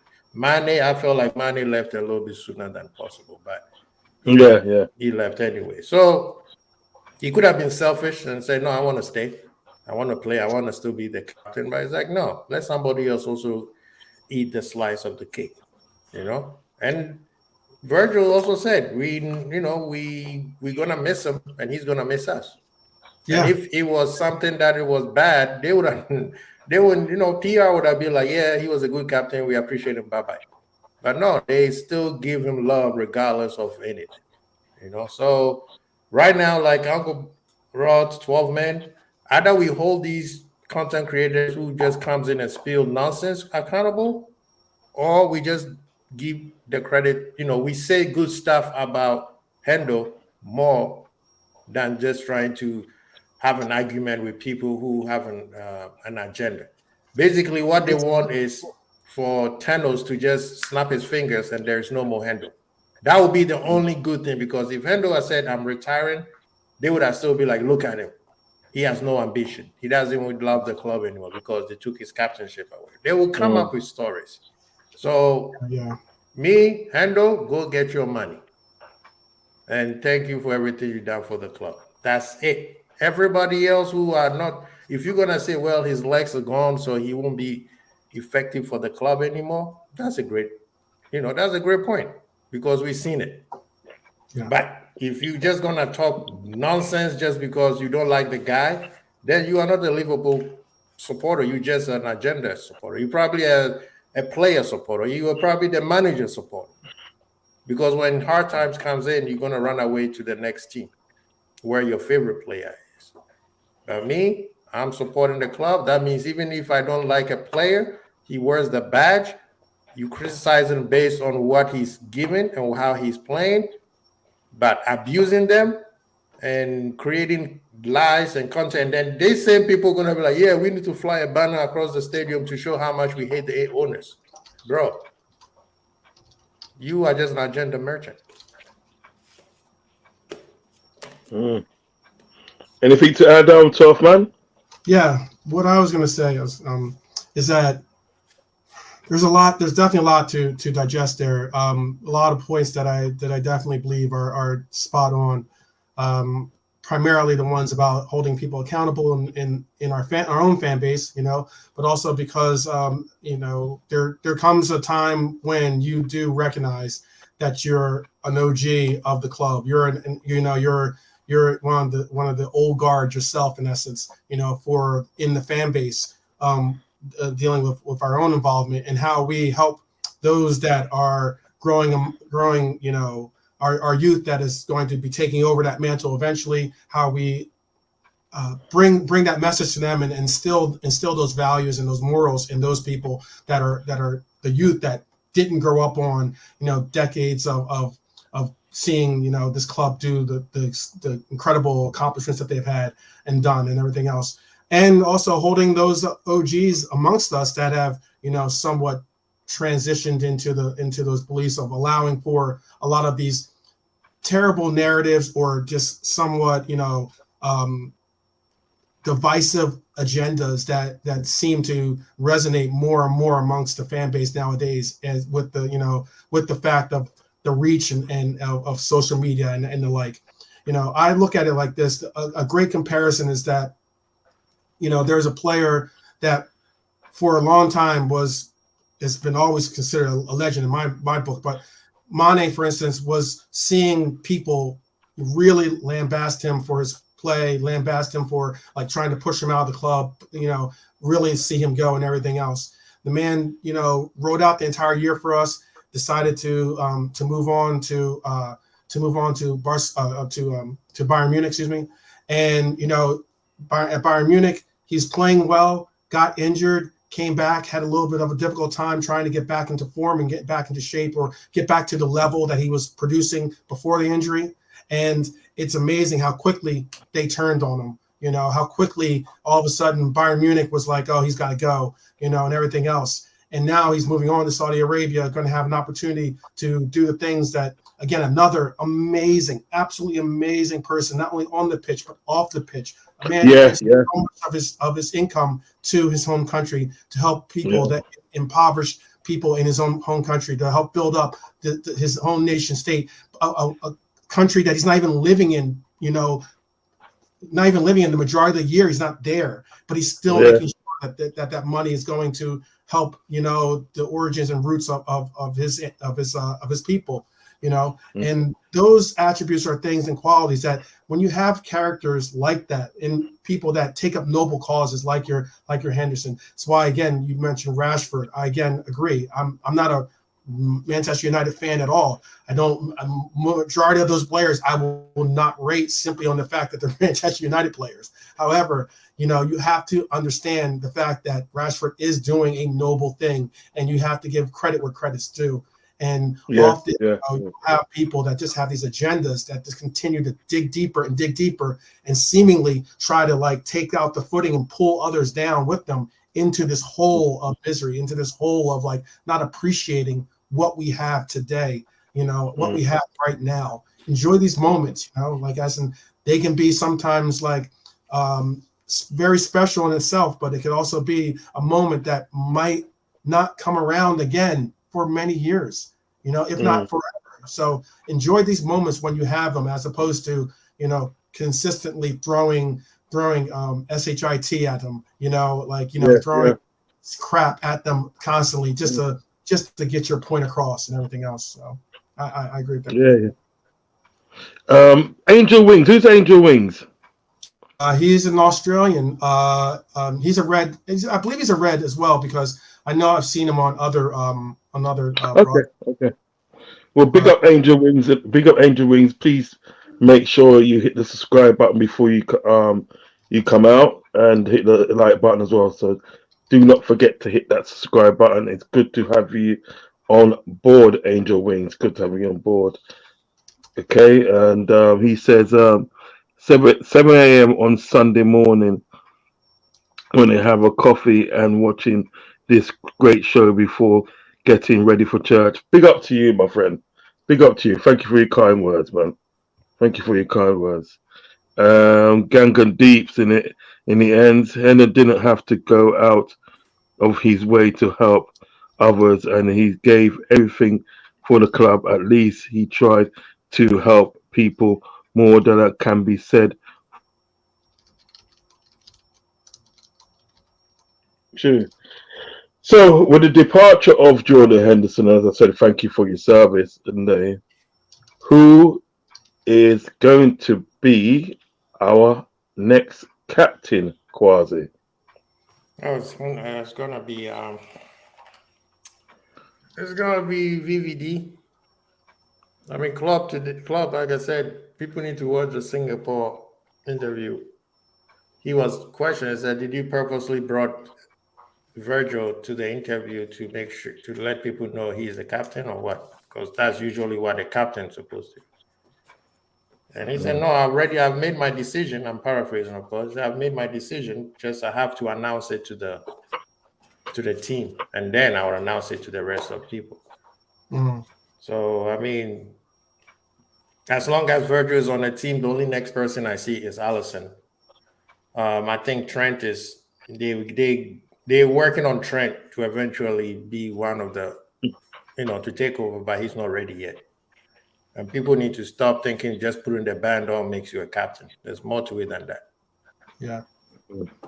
There's a reason why. I think, I remember the time that Robbo, because I think VVD wasn't in the lineup, and I think VVD wasn't in the lineup, Henderson wasn't in the lineup, and Milner weren't in the lineup, and neither one of them were available to be, to go on. And I remember Robbo had the armband on, and there's a reason why I think Robbo got the armband before obviously Trent was on the pitch at the time, before Trent got it. I've been making an argument that I appreciate and acknowledge Allison's role and Allison's importance of leadership on this team, with his dedication to his faith and commitment to the club, but I still think of it as VVD is my captain going forward. He's someone that when he did have the armband, he's the third choice, obviously, when our two vice and our captain weren't on.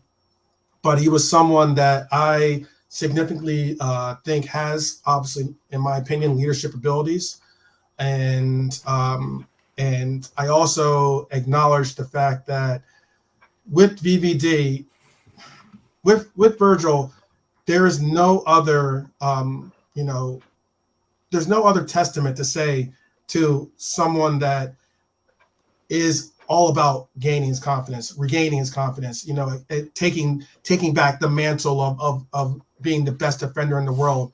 I think that Captain Band could be a real shot in the arm, basically, of confidence and appreciation and also just importance of your importance to this club. A significant, it's a really significant symbol of saying and saying how important you are to this club, and that we stand beside you going forward, and having you be our leader on the pitch. And let's not get it twisted. This player has to be a player. The captain should be a player that plays the majority of the time.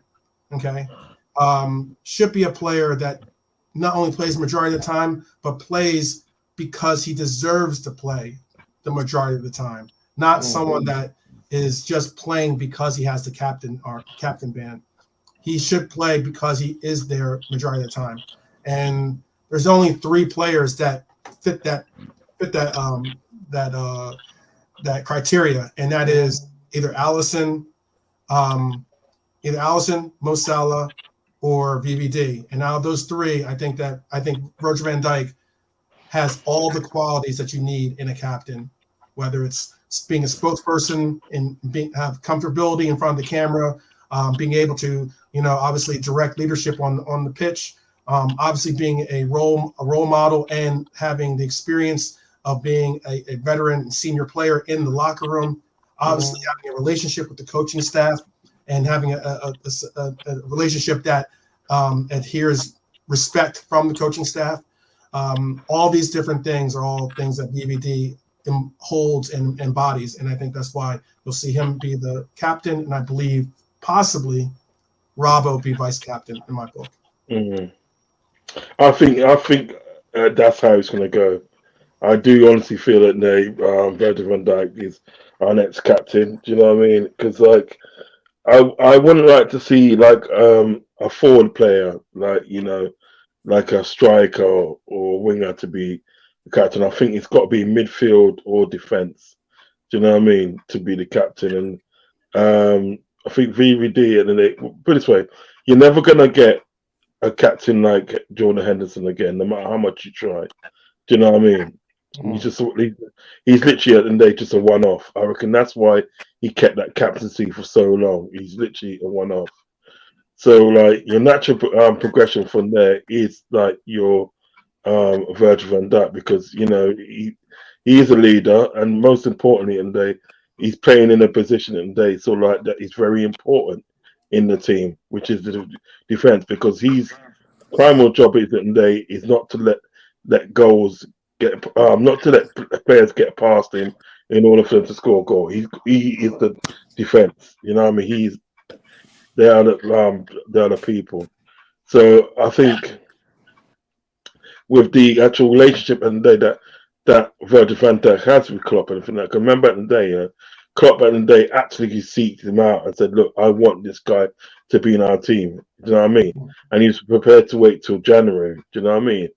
And what a good job he did in waiting for him for that long. So yes, Virgil van Dijk will be the next captain, and he's more likely going to be my choice as well for captain. And Robertson and Robertson and they knows how to rile up the team, knows how to rile up the fans and everything. That, do you know what I mean? And he's just, Robertson's just brilliant. Do you know what I mean? Especially what he done to Messi at the day in the in that game with Barcelona and stuff. You know what I mean? You don't care. You just don't. You know what I mean? So yeah, Robertson has to be the vice captain for me. And then obviously when sort of like Virgil moves on, then Robertson takes the captaincy, and then you got like Trent Alexander at the day as vice captain. Do you know what I mean? So yeah, good choice. Good choice. Hello, Uncle Albert. You're back with us, didn't you? Yeah. Before Uncle Al chimes in, let me just add one other point. The other point I wanted to say is I can also see if we did have Virgil van Dijk and Robbo as captain and vice captain, I believe it would be an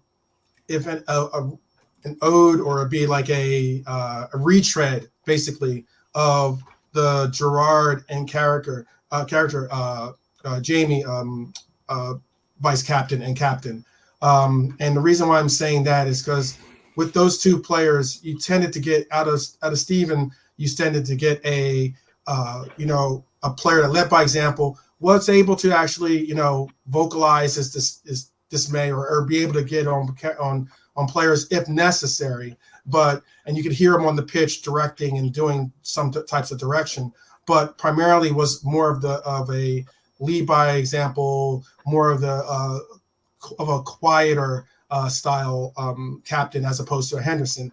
However, when Gerrard was captain, I think that what you got out of Jamie was you got that dog. You got the person that would be the more vocal aspect, the guy that would get in your face, that probably was doing similar roles as the Milner or something along those lines. Like you got to have like that good cop, bad cop relationship almost in a sense with captain and vice captain. But that's all. Let me bring in Quasi quick because he's got to shoot off in 5 minutes. Quasi, what's your thoughts? The captainship? Yeah. No, I mean I already said mine. I did say. All right. Yeah, so, I said Virgil is going to be captain, and I think his assistant. If they go by seniority, is going to be Joey. Right? Yeah. It's going to go with Joey. But like Klopp said, he hasn't made his decisions yet. So maybe that decision will be made before this season. So I don't think it should be something that people should worry too much about it. It doesn't matter who gets the captainship. We have a bunch of them. Mm. We have So what? give me your final give me your final thoughts at the day on Henderson. I Your think, final thoughts. oh, Henderson, I'm gonna say this, man. Final thoughts. Thank you so much. Thank you so much for everything that Henderson has done for Liverpool. A lot of people spend more time criticizing him instead of watching what he was doing. He was one of those players that what he does for the club was not quantifiable by stats. Mm. There's a lot of moments where when he was not on the team, we saw the difference. Even when Klopp was managing, when we were winning, a lot of times when he got injured and he was out of the team, we saw that the midfield was off. So he brought a lot of balance to the system that Klopp created. Cool. Like that's why I said my first goal was the one against Chelsea. The greatest moment is when he won the Champions League and he went and hugged his dad. And then the assist is when he gave the assist to Mo at Old Trafford, and we slapped him for 5-0. And I think that was Mo's hat trick with that assist. So for the captain, the skipper, we want to say thank you and appreciation for all the good memories. A lot of people don't want to see it because they're, like I said, agenda merchants. It's easier to criticize him for anything he does. But if you say you're a Liverpool supporter and you still criticizing your own player, not criticizing, if you are abusing your own player and creating false narrative around him, you are not a Liverpool supporter. I don't care what you tell me. I don't care if you are a yearly subscriber of Anfield. You are not a Liverpool supporter, because a Liverpool supporter says exactly what it says. You never walk alone. And if you can live by that mantra and being a Liverpool supporter, then I don't think you support the wrong team. You're more of a fan supporter. You just support one player or support the manager. But we all know, for us who have been watching Liverpool for a long time and paying attention, not just watching it when it's good times and bad times so we could come and cry, you appreciate what Henderson has done. Stephen G would have never co-signed the captainship to Henderson if he didn't feel like this guy will continue my legacy. And every manager afterwards kept him. The owners kept him. So, Henderson, thank you for everything you've done for us. You deserve your big payday, my friend. Go get your money. Every one of us would do exactly the same thing. Bump all those people who think they're better than everybody else. So that's all I would say. Just like Henderson, skipper, I sign out. Take care, bro. Take us.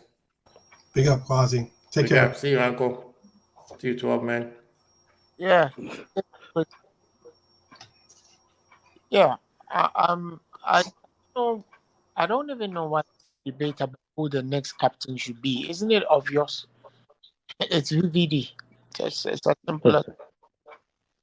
I mean, it's the manager said that it's his decision, but he won't tell anybody yet until he's discussed it with the players. But what did he brought out? He brought out. He's told us he's going to be the captain tomorrow morning.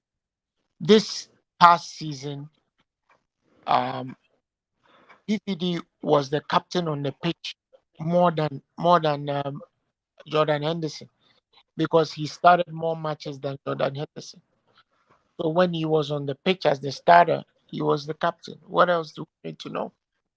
He's going to be the captain. And even though I would have preferred goalkeeper Alisson, I don't know why we want to upset the order or the apple cart in the dress. So the players know who their leader is, and I think it's VVD.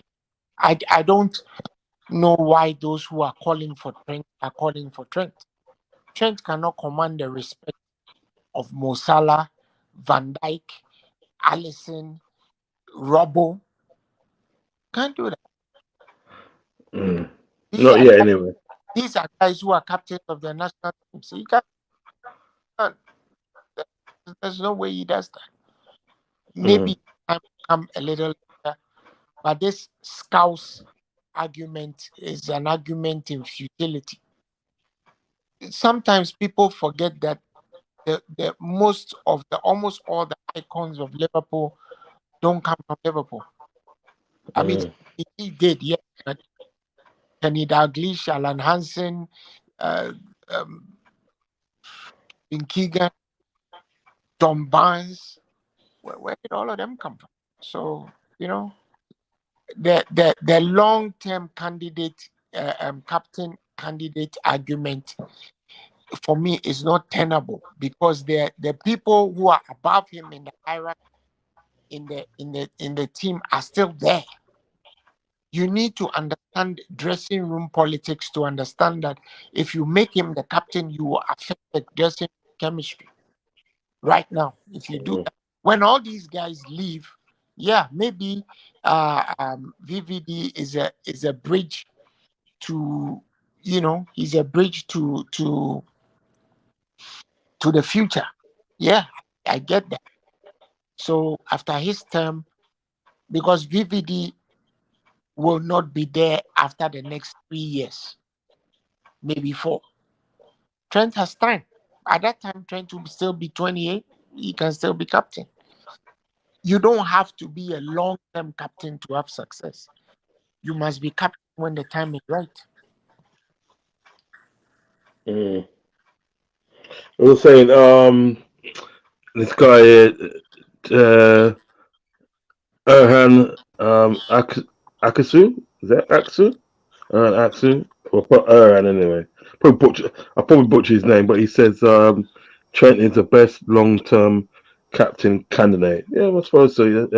That is true. But listen, Erhan, please do not leave without hitting the like and subscribe button. If you have not subscribed, please do not leave without hitting the subscribe button. Let me get your final thoughts on the day on Henderson. Your final thoughts. Let's say your final tribute to Jordan Henderson. I'll come to you again, Uncle Albert. Yeah, well, he served his time. He's done what he was earmarked to do.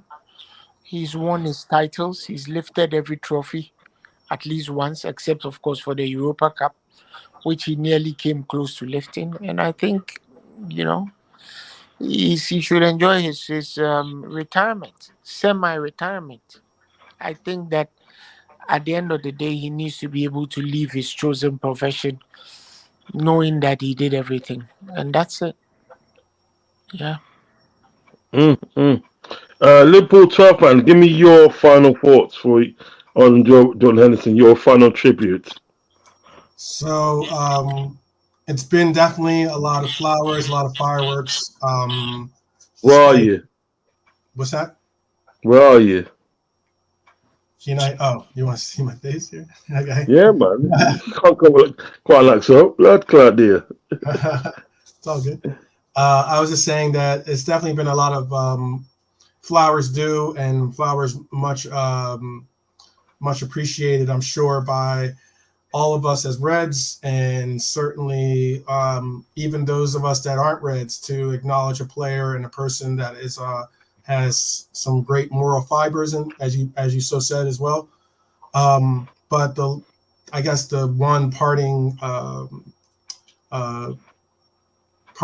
moment or whatever I wanted to say, actually I should say, is that I have gratitude and appreciation for our departing captain, Jordan Henderson. You embody what this club, Liverpool FC, is supposed to represent, and I think that you'll forever be a Red in my eyes. And you never walk alone, my Red. You'll never walk alone. So Yeah. Listen, my final tribute to Henderson is that, listen, from the day you come into the club and to the day you walked out, you've given 100% devotion to the club. You've worked immensely hard. Do you know what I mean? You've been a great and honest man on the pitch, and also a great and honest man off the pitch. Do you know what I mean? and that I would truly miss from my club. Do you know what I mean? But you got on to pass with new. Go out there, enjoy your rest of the time of you playing football. Do you know what I mean? And I hope one day you come back to Liverpool in some kind of coaching capacity or something like that. But in the meantime, you will be missed. Thank you for a brilliant 12 years of service to the club. Do you know what I mean? And as I said, wherever you go in this world, you never walk alone. We'll always be with you every way you go in this world. Anywhere you go in this world, we always be with you. Because at the end of the day, you're truly red at heart. So you'll never walk alone, Jordan Henderson. Thank you for your service. Okay, so we're gonna wrap up the show in the day. I've got to big up some people in the chat. I've got to big up excuse me, psychedelic Charlene. Got a big up, obviously. Angel Wings got a big you up. He said he's subscribed a long time. Got a big up Ravi. Ravi was a low support of the club. Got a big up Solar P1. Got a big up Redbird as well. And who else I got a big up? Come on, Top Man, help me out. Jay Kismet. Jay Kismet. You never walk alone. Never walk alone. Who else? You said Redbird. You said Erhan Aksu. Angel Wings, obviously. Who else did you? Ansman TV actually was in here. Fozzie's World was in here. Oh, I can't forget Fuzzy World. Make sure you go over. I put his link in the chat, so make sure you go over and subscribe to his channel. We hopefully me and 12 Fan will be on his channel on Tuesday. Yeah. Mm-hmm. And literally Ravi, each shout out to Ravi as well. Ravi. Yeah, I've shouted him out. Literally, Marion got shouted out as well. Marion as well. Gangnam Deep. Gangnam Deep, shout him out as well. Yeah. Literally everybody else at the day that's in the chat that I haven't mentioned, I big you up. Thank you for joining me this evening for the show. It's been a good show. I've enjoyed it. Mentioning for that. Neil H too. Right by him. Yeah. I've enjoyed it immensely from that. And please look out for new shows that are coming up. Don't worry, I've got I'm working on them slowly and everything that. But listen, I'm on my road to 800 subscribers. So if you haven't sort of like subscribed yet, please hit that subscribe button and also hit the like button. Okay, hit me up in the comment section. Let me know what you think about the show. Let me know what you want to see on the show. Do you know what I mean? You know, let me know about our points tonight, whether you agree with them or disagree with them.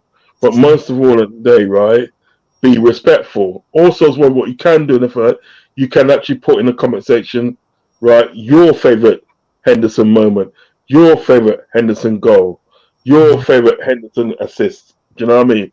You can do all that, but what I'm trying to say is that they, please, guys, be respectful, respect others at the day, right, and respect the platform as well. Yeah, so make sure you do that. Okay, I should be back tomorrow morning for a watch long tomorrow morning, and it's going to be Liverpool versus Leicester, the first game of our Asia tour.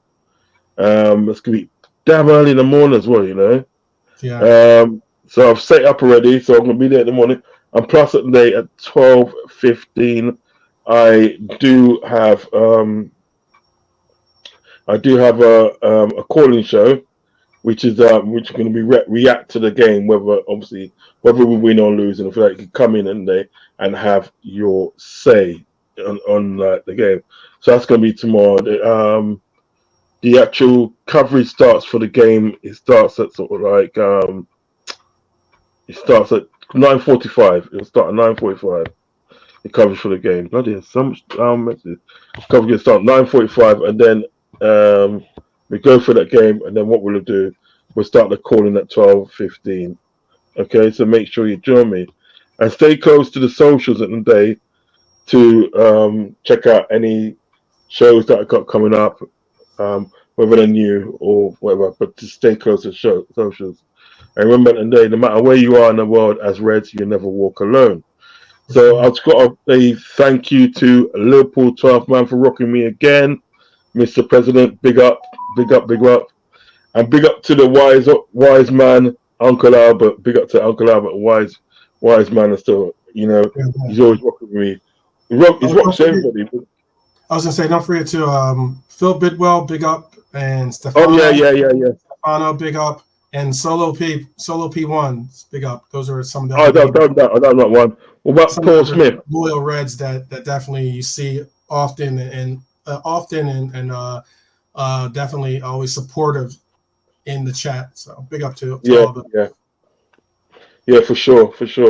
So guys, it's just left for me to say good night, God bless, and I think that right, and thank you for rocking me, and I will see you guys on my next show, okay, which will be tomorrow. So in the meantime, peace, love and respect. Peace. These bloody things.